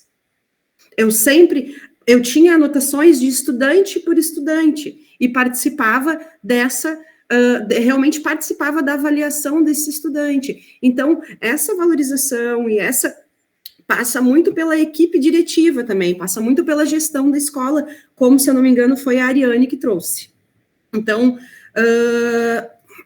e outra coisa também, que eu estou vendo, pelo pouco que eu acompanhei no chat, o que foi colocado em relação às notas, continua o que foi colocado pela Gisele na reunião dos projetos. Isso, não houve nenhuma mudança em relação a isso, continua o que ela colocou ali, igual, mesmo sabendo disso, o Rodrigo, de forma muito coerente, trouxe algumas sugestões, porque nós teremos que, neste trimestre, sim, trazer uma nota, né, para este estudante. Então, o Rodrigo, mesmo sabendo que o que a Gisele falou aquele dia, a gente trouxe algumas sugestões, porque a gente vai precisar fazer isso. Então, hoje, o nosso foco não é falar sobre a nota. O que nos preocupou foi ouvir, e de muitos professores, que não era possível avaliar o estudante, porque são muitas turmas. E esse é o nosso foco hoje. E como o Rodrigo falou e uma colega trouxe ele chover no molhado, pode ser que para um específico seja chover no molhado, para outro não. Como eu digo novamente, a gente vem com uma visão da rede, do que a gente acompanha nas 44 escolas. Pode ser que para ti, aquilo que tu está escutando, não tenha tanto, não seja uma novidade, não seja algo que contribua de uma forma tão eficiente. Mas para outros professores, talvez aquilo fosse o start que estava faltando para fazer uma mudança na sua prática. E eu sei, eu acompanho esse grupo já há 1 ano, e eu sei que é um grupo muito potente. É um grupo muito potente. Aquilo que o Rodrigo trouxe, que a gente verificou hoje, através das redes sociais, das questões de uma prova de TICS, ainda era uma prova que, além de diminuir o conteúdo também, era uma prova que valia 100, e, se eu não me engano, tinha 4 ou 5 questões. Então, no momento que a criança errava uma, ela já estava... E falar sobre isso, sobre avaliar, sobre como avaliar, é algo que talvez para alguns seja algo que não seja necessário, mas para outros é essencial. Então, é importante a gente ter, acho que, essas duas visões.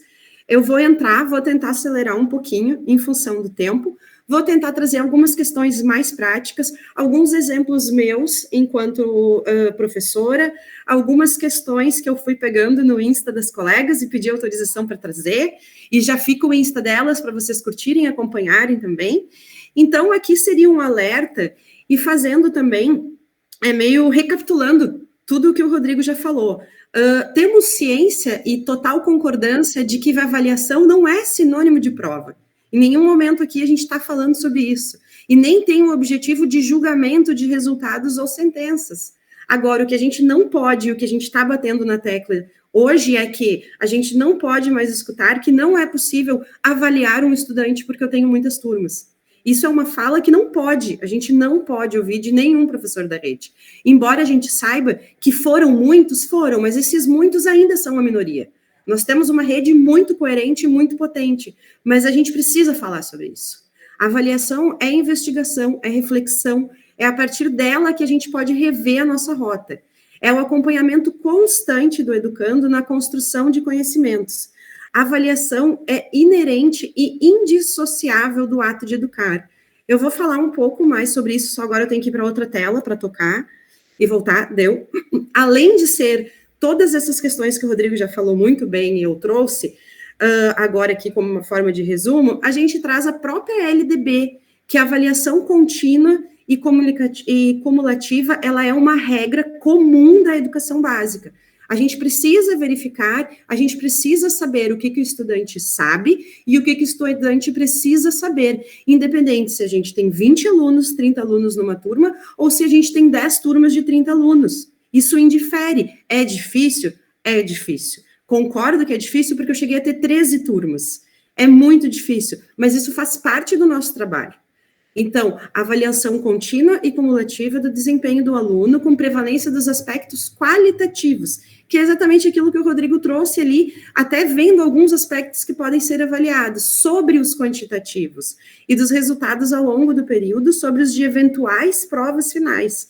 Então, isso é algo que tem que ficar muito claro. Ninguém está falando de prova, a gente está falando, sim, de um olhar constante para cada estudante. Agora eu vou trazer alguns exemplos e reflexões sobre avaliação. Então, a primeira coisa, para a gente começar a falar de avaliação, a gente precisa falar sobre planejamento.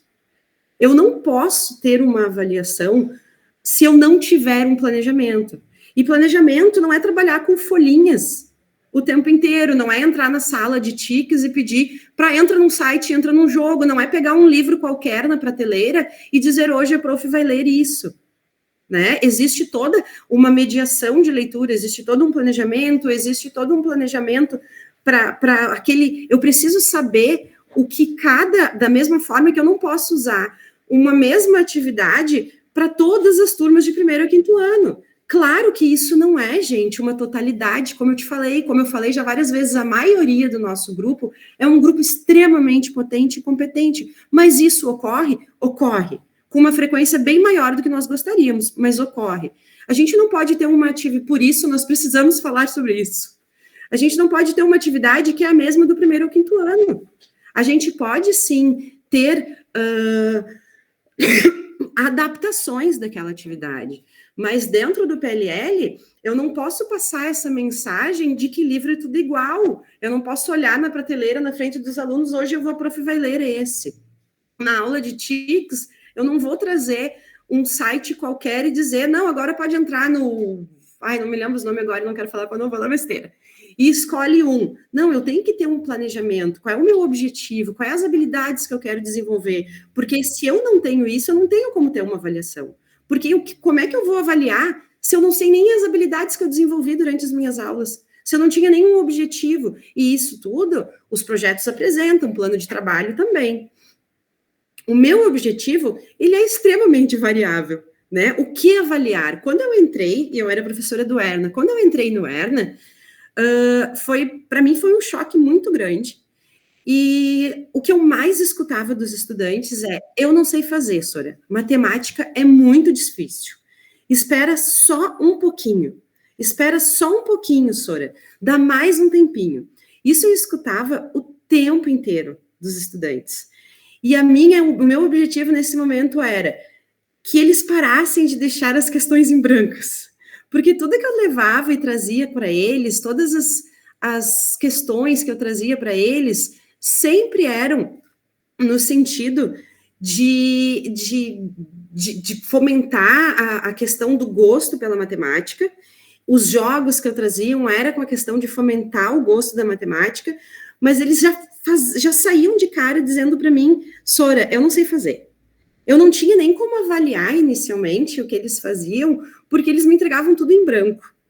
Então, o meu objetivo naquele momento era, eu preciso que eles comecem a perseverar sobre eles mesmos e acreditar que eles possam conseguir fazer. Tá? Então, esse era o meu objetivo inicial, de que eles conseguissem começar a fazer as coisas, para que depois, sim, eu pudesse ter aí mais um objetivo específico em relação à aprendizagem, com algumas questões e tudo, mas, inicialmente, o meu objetivo era esse. Então, quando a gente olhava... Só um pouquinho. Gente, só uma colocação, tá? Em nenhum momento, e eu falo isso com muita segurança, em nenhum momento desconsidero nenhum professor, nada disso. Mas quando eu trago, como o Rodrigo trouxe ali, avaliações que são feitas, de forma alguma eu entendo que o professor faz porque não quer fazer ou porque quer fazer da forma errada, não, de forma alguma. Às vezes é por achar que é daquela forma, é a forma mais adequada. Então, eu não sinto com a minha fala, porque eu sou professora dessa rede também, então, eu acompanhei muitas vezes, eu acho que é importante trazer essas questões, porque, embora seja um grupo extremamente potente, nós temos, eu acho que uma das redes mais qualificadas, nós temos professores com mestrado, com doutorado, trabalhos maravilhosos que eu tenho o prazer de ver, principalmente a gente conseguiu ver muito, né, na semana na escola pesquisadora, que foi o momento que os professores puderam apresentar os seus trabalhos, trazer, inclusive, os estudantes. Então, eu de forma alguma entendo que desmereço ou falo de uma forma negativa do trabalho do professor. Mas eu acho que a gente tem que ter um olhar e tentar trabalhar a base de coisas que muitas vezes, por estar vendo todas as escolas, por estar vendo muitos professores que entraram agora, então a gente precisa trazer essa base para que a gente tenha uma base comum e trabalhe todos com uma mesma visão, com uma mesma concepção, né, de avaliação. Então, aqui, nesse início, meu objetivo era avaliar, né, eu pensava, quando eu comecei, que eu ia conseguir avaliar questões mais da matemática mesmo. No entanto, eu verifiquei que o meu primeiro objetivo seria que eles tentassem fazer, antes de qualquer coisa. Então, se eu olhar simplesmente essa questão que está aqui, era um estudante do quarto ano. Se eu olho ela isolada, o estudante ele não usou um número, ele usou só desenhos e umas bolinhas. Se eu olho aquilo ali de uma forma isolada, sem acompanhar todo o crescimento e todo o crescente daquele estudante, eu posso olhar e dizer, nossa, mas isso aqui para um 5º ano, gente, isso aqui não podia. Só que antes ele nem tentava fazer. Agora ele já consegue através de um desenho, e isso sim, daí eu vou trabalhando com ele para traduzir isso para uma linguagem matemática. Então, o nosso olhar precisa ser realmente aquele, de forma individualizada para cada estudante, para ver o que ele sabe, o que ele precisa aprender, né? E olhar esse avanço que ele está tendo, como muitos botaram no chat, uma avaliação contínua. Essa avaliação, então, ela precisa ser constante e ela precisa ser individualizada, olhando para o desenvolvimento de cada estudante. Aqui eu trouxe uma imagem, meio uma figurinha, né? Mas... só um pouquinho, gente, que eu vou ter que permitir a entrada de outras pessoas. Só um pouquinho. Aqui eu trouxe uma figurinha, né? Mas acho que eu montei, eu acho que ilustra muito bem o quanto é importante esse nosso olhar constante. Talvez quem não tenha esse olhar constante, pegue aquele exemplo que eu dei ali anteriormente, vai achar, nossa, esse estudante está horrível, está péssimo, não evoluiu nada, né? O conhecimento dele não está adequado. Mas quando a gente vê ao longo do desenvolvimento do ano inteiro, aqui eu tenho um estudante, o Mário, que está no 1º trimestre, e ele chegou, né, iniciou numa avaliação diagnóstica que eu fiz, ele iniciou o 1º trimestre, digamos que fosse uma linha de conhecimento, foi uma forma que eu tentei de simbolizar, né? Ele está nesse 1º trimestre, ele está nesse ponto. E no 3º trimestre, ele passou a linha de chegada, digamos assim, o que era esperado para um estudante do 4º, do 5º, ou seja, o ano que for. Já o meu estudante B, no 1º trimestre, quando ele chegou, ele estava nesse ponto da linha. E no 3º trimestre, ele não alcançou a linha. Ele não chegou, né, a passar dessa linha. Mas a gente tem que observar o quanto esse estudante progrediu. Olha o progresso que ele teve durante esse ano. E é esse que é o nosso olhar que a gente quer trazer hoje sobre a avaliação. É esse olhar individualizado, esse acompanhamento constante de cada estudante, que ele é muito importante. Agora, só um pouquinho, tem que trocar para outra tela. Aqui. Como eu falei para vocês, né, que os nossos objetivos vão variar de acordo com a turma, de acordo com o contexto que a gente está... uma atividade que eu fiz com eles no início, que até trouxe aqui, que talvez entendo que poderia ser feito dentro de um projeto de PLL com os estudantes, de o que eles sentem, o que eles enxergam, qual é o sentimento, né? Aqui no meu caso era quando eles ouviam a palavra matemática, mas talvez a gente pudesse fazer com um livro, e isso é um momento que eu estou fazendo... eu estou avaliando, né, e não necessariamente com uma prova, é uma atividade que ela não está, a ação de educar, ela não está dissociada da ação de avaliar, elas andam junto. E aqui eu tinha um estudante do 4º ano de 2018, que quando eu perguntei para ele o que ele sentia quando ele ouvia a palavra matemática, ele fez esse desenho com um emoji, né, fez até umas lágrimazinhas, ele não tinha visto. E ele disse que era muito difícil, que era muito triste, que ele tinha medo, que quando ouvia falar em matemática, ele sentia pavor.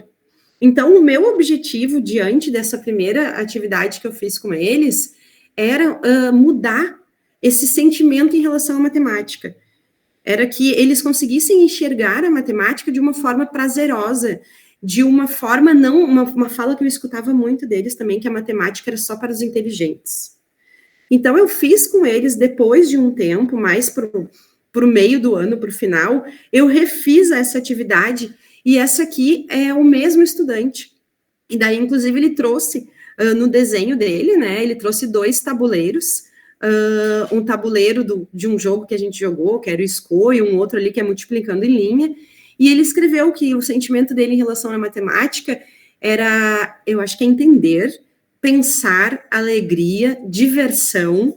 Então, a gente vê, isso aqui é um instrumento avaliativo. E é um momento que a gente consegue verificar o quanto o nosso trabalho o quanto a gente está conseguindo alcançar o nosso objetivo.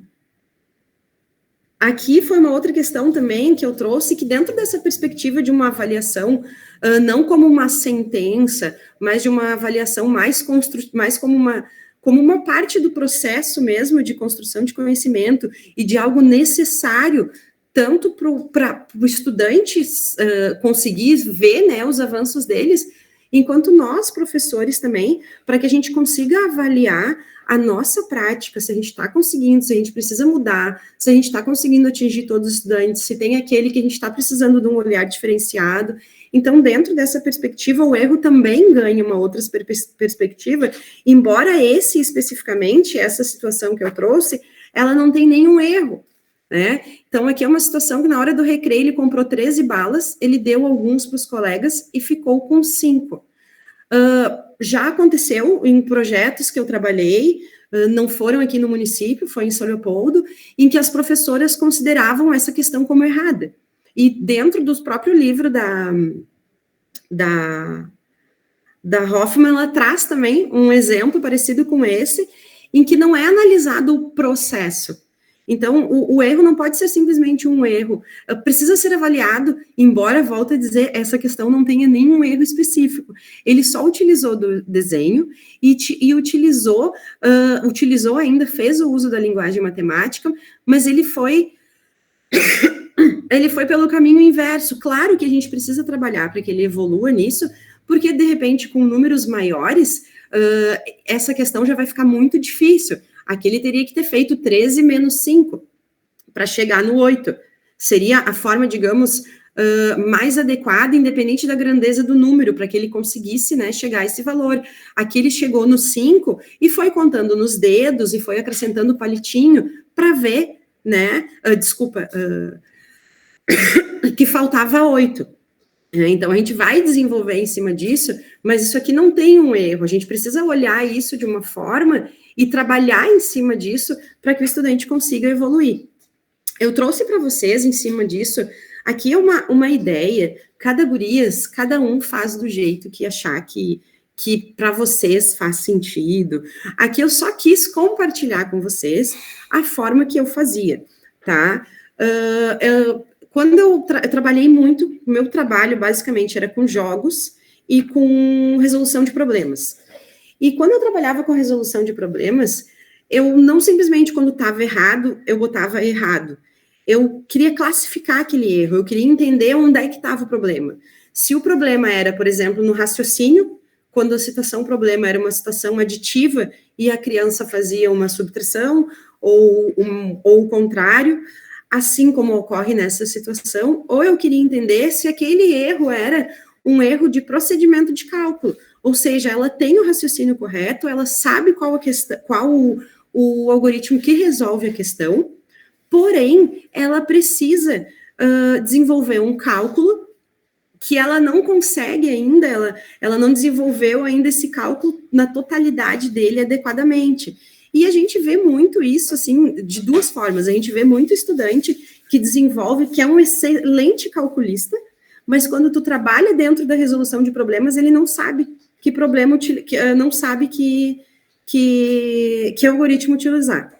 Eu trouxe aqui para vocês, isso era o que eu fazia, isso é uma possibilidade, né? Não estou dizendo para ninguém fazer isso. Aqui eu só estou compartilhando com vocês a maneira com que eu fazia.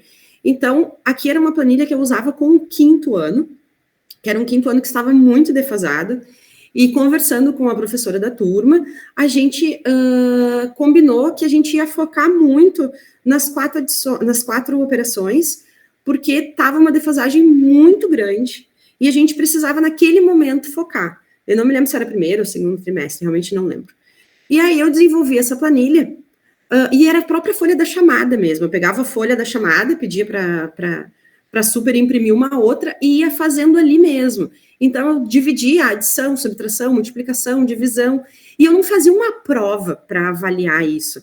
No momento em que os estudantes estavam, e eu estava fazendo com eles junto aquela resolução, eu fazia, por exemplo, a gente fazia grupos, e era uma rotação de estação de problemas, eles iam trocando, eu ia observando, ia passando, ia observando como cada um estava resolvendo. E ali eu ia fazendo os meus registros. Por exemplo, eu usava o símbolo mais e menos, que era uma maneira que eu conseguia identificar de forma visual muito rápido. O estudante 1, na adição, ele estava conseguindo resolver tanto o raciocínio quanto o cálculo. Na subtração, o raciocínio ele já tinha conseguido entender quando uma situação era uma situação de subtração, no entanto, ele ainda não conseguia realizar o cálculo.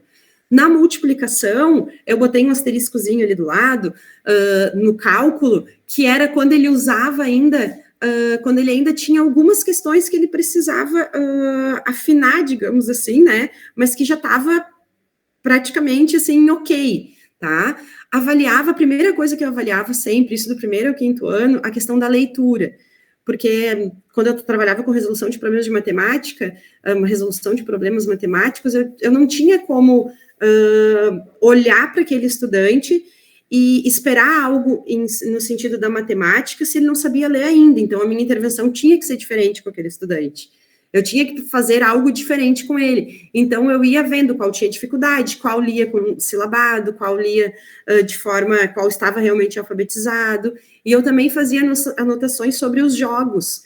Aquele estudante tinha isso, era muito comum, um estudante que o raciocínio lógico dele era maravilhoso, os jogos, ele se saía muito bem, mas quando entrava na linguagem formal da matemática, ele tinha muita dificuldade. Então, aqui é só uma possibilidade, tá? Não estou dizendo que é para ninguém fazer isso, é só uma possibilidade de como eu organizava, e com essas planilhas depois, eu sempre participei do conselho, né, os conselhos de classe, eu participava dessas formações, do conselho de classe junto com essas planilhas, e aí eu conseguia aí ver, e eu também sentava quando a gente conseguia, né, porque é difícil, com as professoras, para ver se o que eu percebia era o mesmo que elas percebiam, isso também. Então, uma coisa que a Hoffman traz, que eu acabei já abordando, né, que os educadores percebem a ação de educar e a ação de avaliar como dois momentos distintos e não relacionados. E, de fato, isso não é uma realidade, né? Não deveria de ser, porque o momento, a ação de educar, ela tá intimamente ligada à ação do avaliar também. Aqui era uma atividade que eu trouxe também como exemplo, que eu fazia com os estudantes, que eu conseguia fazer com que eles pensassem sobre o próprio pensamento deles, ou seja, a metacognição. Eu trazia também, tinha um registro de como eles compreenderam aquela atividade, né, de como eles entenderam se é que realmente tinha sido compreendido aquele jogo. Era uma atividade de sistematização, que era um momento de aprendizagem, mas era também um momento de registro, para eu conseguir entender se ele realmente conseguiu entender aquele jogo, porque o jogo aula com jogo é uma aula bagunçada, e muitas vezes tu não consegue pegar de todos os estudantes. Então, a atividade de sistematização é muito importante nesse sentido, para a gente conseguir verificar de forma mais individualizada, né, o que foi entendido por cada estudante. Aqui era um jogo em que eles, em vez de eu explicar o jogo para outra turma, eles tinham que escrever, contando como se jogava. Então, é uma atividade que a gente pode fazer também, né, que ela é uma atividade tanto educativa quanto avaliativa. Aí, aqui eu trouxe, que eu falei para vocês que eu ia trazer alguns exemplos das colegas. Eu botei aqui, deixei proposital ali em cima o Insta da Fran. A Fran é uma amante da mediação de leitura, já fez formações aqui, né, já tivemos o prazer de receber a Fran, e teremos, se Deus quiser, mais vezes, né. A Fran compartilha um material riquíssimo, assim, é maravilhoso o material, então quem não segue ainda, aconselho que siga, porque é muito enriquecedor o que ela compartilha. E eu trouxe aqui uma outra atividade que vem ao encontro disso que eu estava falando, uma atividade em que ela vai trabalhar as questões da escrita, em que ela vai trabalhar as questões da leitura, e que é uma atividade que ela vai servir também como um registro, como uma avaliação, para que ela possa avaliar cada estudante. Aqui eles leram um livro, né, e eles tinham que elencar motivos pelos quais eles recomendavam aquela leitura. Então, o recontar a história é um momento em que a gente vai conseguir verificar a compreensão leitora, o desenho, que depois eu vou trazer um exemplo ali da Tânia, criar um novo final para a história, um mural de indicações, a própria mediação de leitura, né, na própria ação educativa ali, da mediação da leitura, com perguntas objetivas, que são aquelas perguntas que a gente encontra as respostas dentro das narrativas, e com perguntas subjetivas, que são aquelas que vão da compreensão mais subjetiva de cada estudante. Durante a própria mediação, a gente vai conseguindo ter insights, né, da compreensão, do quanto daquela história foi compreendida, o teatro, a autoavaliação, no momento que eles pesquisam. Até eu botei baleias, porque eu achei muito legal do livro que a Fran trouxe, que é a Marcha das Baleias,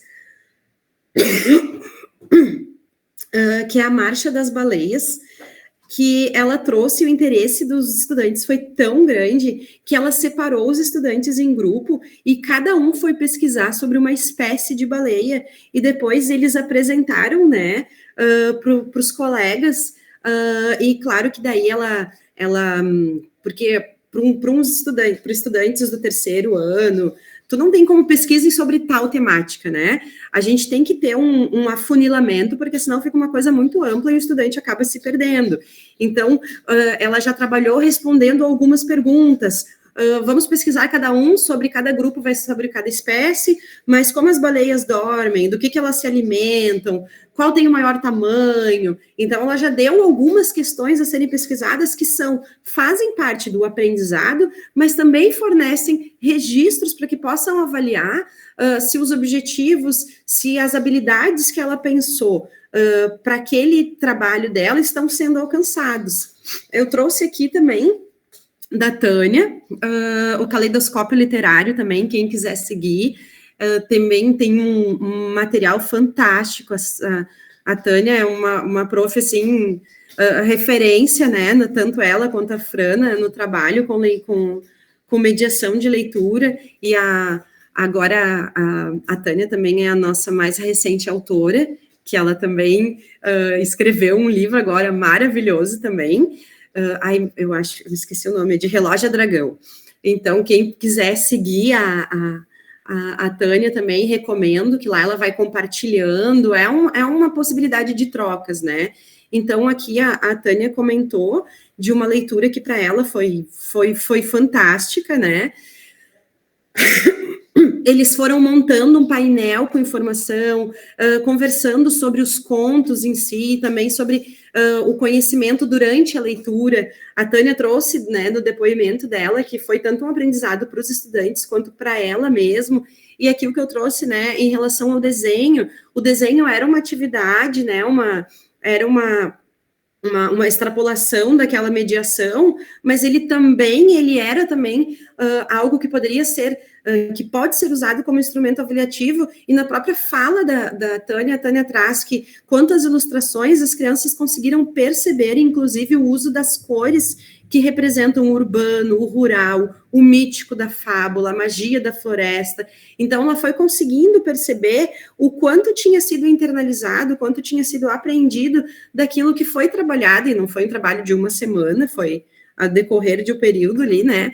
Então, fica também essa, mais uma sugestão, né? Uma possibilidade.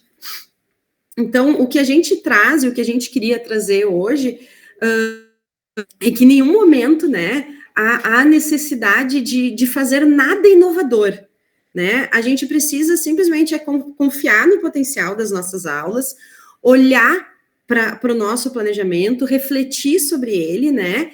E pensar que nem ali eu trouxe do desenho da Tânia,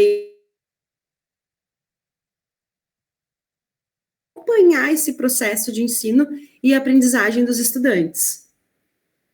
Então, se você trabalha com projetos, né, então apenas registre o aproveitamento escolar do estudante neste projeto. Então, que tenha esse olhar e esse acompanhamento constante, que ele é, sim, essencial para que a gente consiga corrigir rota. O estudante tem o direito de também acompanhar, né, é um direito do estudante de acompanhar a evolução dele.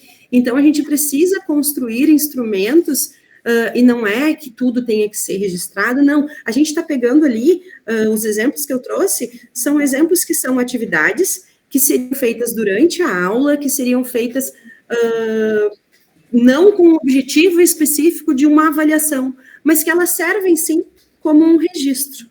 Gurias, tentei correr o máximo para a gente responder o comentário. Fala, Rodrigo. Assim, ó, eu dei uma olhadinha agora aqui, né, no chat das duas lives aqui, né, e assim, me deixou bem claro, assim, que por mais que tenha algumas coisas que são as mesmas em algumas escolas, o outro já diz, não, na minha é diferente. Então tem essa diferença. Por isso que a gente falou, aqui não é uma receita de bolo, mas sim uma base para todo mundo poder caminhar junto, né? E se enxergar também como rede, ver essa diversidade. Nunca a gente vai ter algo que vai atingir a todas as escolas de forma... que vai agradar a todos, vamos pensar assim. Mas algumas coisas ali que as colegas colocaram, né? Acho que o relato da professora Mariana sobre o acompanhamento do processo, isso é algo, né, fundamental, é excelente, assim, não é só o resultado final, mas o processo vai sendo registrado, isso é ótimo. Uma professora colocou ali sobre mudar o RCC com professores, né? A construção do RCC foi feita com professores, né? A da EJA tem mais caráter de 100% que a rede pensa, porque não teve uma BNCC para se inspirar, né? A gente sabe que pelo perfil da gestão que acontecia naquele momento, era pegar a BNCC e acrescentar, né, algo além da BNCC.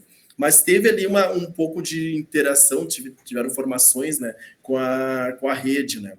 Alguns professores dos anos finais foram junto lá nas simulações, por exemplo, geografia, eu não pude ir, daí foi a Maria Cida lá, a Cida da Barão de Mauá, na formação dos anos iniciais, que ia pensar a construção da parte de geografia, né? A outra, e assim, gente, eu sempre digo aos professores dos anos finais, no dia que a gente for discutir a mudança do RCC, a gente precisa que todo mundo tenha trabalhado com o RCC, para saber o que deu certo, o que deu errado, o que é coerente, né, o que eu não gosto porque é mudança, mas quando eu fui colocar em prática, eu vi que fazia sentido, né?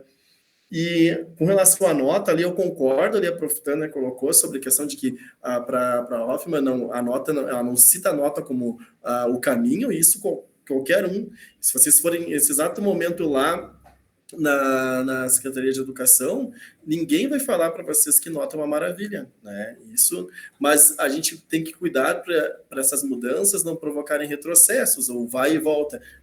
Eu tinha dito, né, que escolas que têm nota, na hora do conselho, às vezes, mas eu notei um crescimento, como mostrou lá o Mário Loide, né? Se fosse um conceito, eu poderia colocar algo, você fica às vezes preso, porque a nota está registrada ali, né? E não, a gente pode, a nota não é algo só daquele documento, a gente pode pensar em cima da nota, como muitas escolas fazem, né? Então, esse tipo... E eu posso pensar também, como eu falei do exemplo da EJA, que quando a gente está lá naquele processo de avaliar de forma bem subjetiva, aspectos qualitativos, na EJA a gente tem muita questão do resgate do estudante, muito professor acaba citando, mas eu acho que se fosse nota seria mais fácil de acompanhar. Então, essas mudanças a gente tem que ver. Eu dei um exemplo da Tancredo, que quando eu entrei era por área, isso é algo muito avançado, e hoje não é mais, né? Então, esses avanços têm de ser de forma coesas, bem sólidas, para depois a gente, não está dando certo, vamos retornar, né? Então, no dia que a gente for falar em não ter nota, a gente vai precisar fazer aí uma série de formações, de bases, todo mundo, e esse processo aqui de hoje é da gente construir, amadurecer a rede, deixar a rede toda no mesmo patamar, para no futuro falar, quem sabe até uma visão de avaliação própria de Canoas, né? Então, e se vocês passarem, eu passei pelas duas lives, a gente vê que tem uma disparidade enorme, né, de opiniões, de concepções de escola. Tanto que a Prof. Tânia trouxe ali a necessidade de definir cada um desses projetos, porque cada escola tem uma visão diferente. E eu, para fazer essa formação aqui, entrei em alguns PPPs, estava conversando com a Prof. Kelly, e algumas, assim, tipo, PPA estava uma linha com 6 palavras, era a definição de PPA. Né? Outras traziam o PLL numa mesma linguagem, toda ela era algo que foi colado e todas era a mesma coisa, né? Então, assim, mas uma mesma coisa que também não era muito vaga, né? Então, realmente, sim, e isso é uma questão. Está tão diverso que a gente precisa deixar numa linha para a gente poder acompanhar enquanto rede, né, para depois a gente ir fazendo esses processos, esses amadurecimentos. Né? Ali a Adriana colocou cultura de avaliação com qualidade, e isso é realmente, né, esse processo de construção de uma cultura de avaliação, que é essa que vocês estão aí pedindo.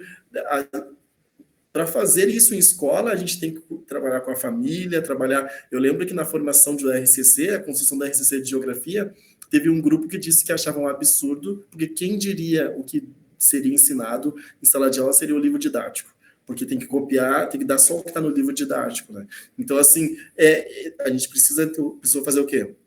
Formações para todo mundo ter noção do que seria o ensino, a aprendizagem, a educação, para a gente poder avançar. Não adianta a gente querer avançar com o currículo se uma coisa tão básica como o livro didático é genérico, não é específico para o município, né?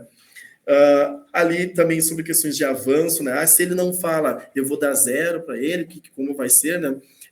Isso depende da intencionalidade pedagógica, né, daquele momento. Eu acho super coerente não colocar lá no primeiro ano do fundamental um instrumento sobre a participação oral do estudante que está começando, mas a gente tem que cuidar que tem de ter avanço. Se meu estudante no primeiro ano ele não fala, nunca faz um relato, ele não pode sair no 5º ano para o 6º sem fazer nenhum relato. Algum tipo de avanço das habilidades de oralidade ele tem que ter. Né? Então, ele vai ser tímido, ele pode ser tímido para o resto da vida, mas a escola, ele não pode passar 10 anos, 9 anos, né? Se pegar o ensino médio, né? Mais de 10 anos dentro de uma escola sem ter alguma avaliação, algum avanço, né? Numa habilidade tão importante quanto a oralidade, que é o que ele vai fazendo durante a vida. Né? E uma coisa que eu lendo, eu me lembrei, que eu acho que deixo como sugestão para vocês, é a questão da autoavaliação.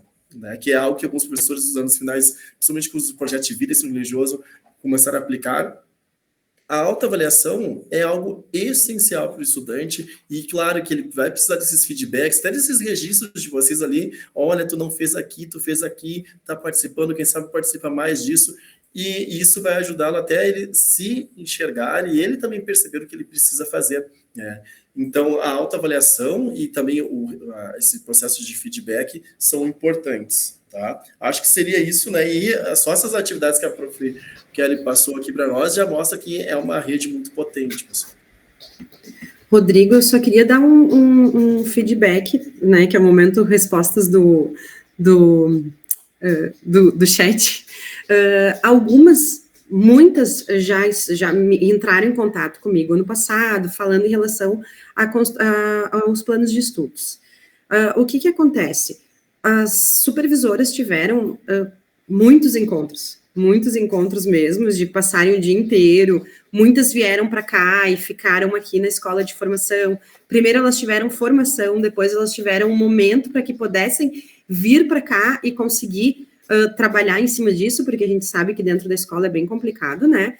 Então, o plano de estudos dos projetos foi construído junto com as supervisoras, então não foi algo imposto, foi uma construção junto com as supervisoras dentro das formações, que seriam duas maneiras.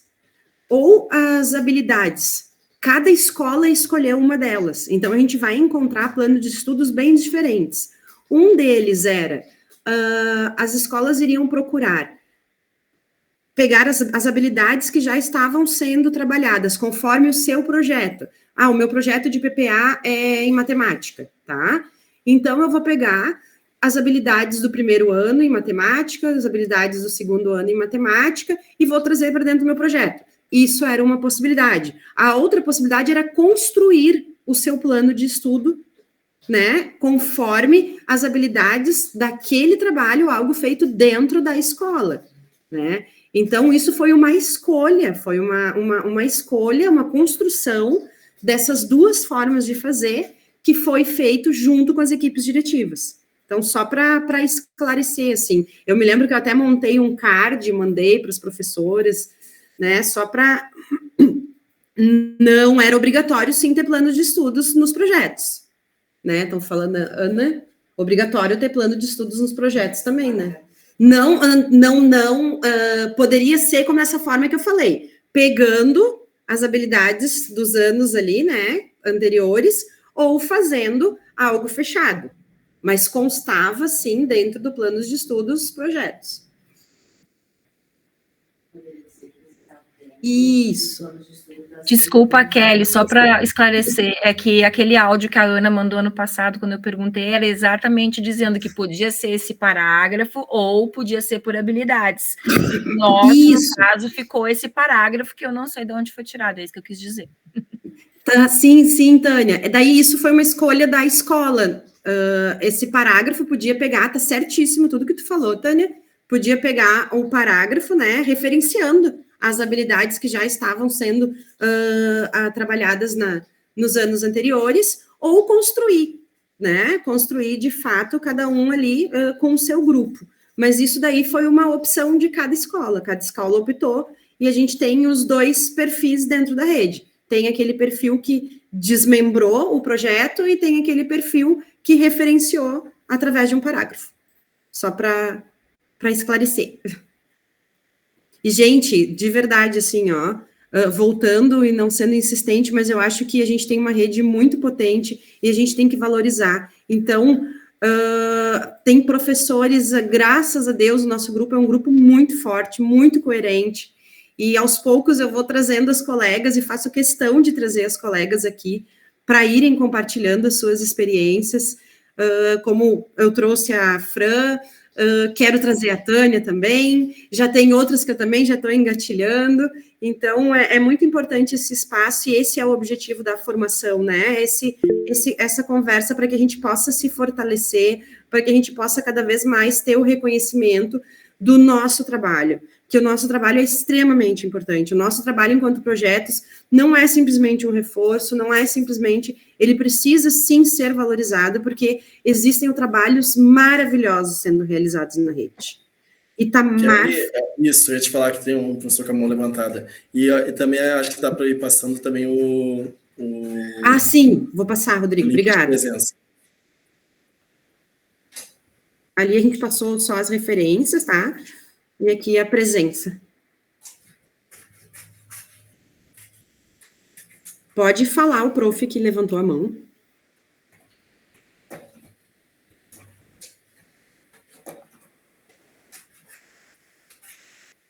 Acho que desistiu. Se ele conseguir, ele atravessa aqui a fala, se alguém também quiser falar. Se ele estiver tentando abrir, ele pode avançar, pode falar. Se toca a ficha. Também tem algo para falar. Oi, Rodrigo, é a Anitta, tudo bem, querido? Olá, Anitta. Continuo super tua fã, nossa.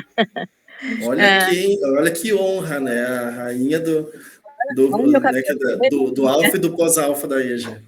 Querido, me aposentei já de lá. Eu só ia fazer uma perguntinha, como é que eu faço para acessar esse link? Achei maravilhosa a formação. Adorei você falando. E eu te adoro, Rodrigo, eu sou tua fã. Também, Anitta. Tu quer saber como tu pode pegar esse material? Não, como é que eu posso acessar o link de presença como? O que eu faço? Eu vou digitar aqui Quer que eu possa digitar aqui, Kelly? Não sei como é que Pode ser, eu sempre boto ali. Na lista de chamada? Eu não consegui, por algum motivo, eu não ouvi o áudio da Anitta, para mim não apareceu. Então... Ela pediu o acesso ao link de presença, foi que eu entendi isso. Tá. Tu tá botando ali, Rodrigo? Sim. Onde as pessoas falam ali nas mensagens? Daí eu posso acessar ali. Tá. Um beijo bem grande, querido. Abraço, obrigado. Gente, não sei, Rodrigo, se tu tem mais alguma colocação. Não. Só agradecer aqui, porque até na fala aqui dos colegas, a gente aprendeu bastante também. Com certeza. Agradecer, assim, a participação de vocês, né, e a compreensão aí do momento, problemas técnicos que a gente sabe que fazem parte, né, mas no fim deu tudo certo. A formação vai ficar gravada, então, se alguém quiser revisitar esse material, né, fica à vontade. Queria agradecer também o meu colega Rodrigo, que é um parceirão aqui, que vocês não têm noção além do profissional maravilhoso que vocês já puderam ver hoje, da pessoa muito gente boa que ele é. Então, brigadão, Rodrigo, por topar aí e dividir com a gente um pouco. E, gurias, fico à disposição de vocês têm ali o grupo, tem o meu particular, qualquer coisa, só chamar. Tá certo? Obrigado, pessoal. Obrigado pelo convite, né? Foi bom rever aqui vários rostinhos aqui que eu não vejo mais. Aqui vi a Franciele, a Ana Luísa, a Anitta agora, a Tânia. Um abração a todos, pessoal. E qualquer coisa é só chamar, que a gente se ajuda.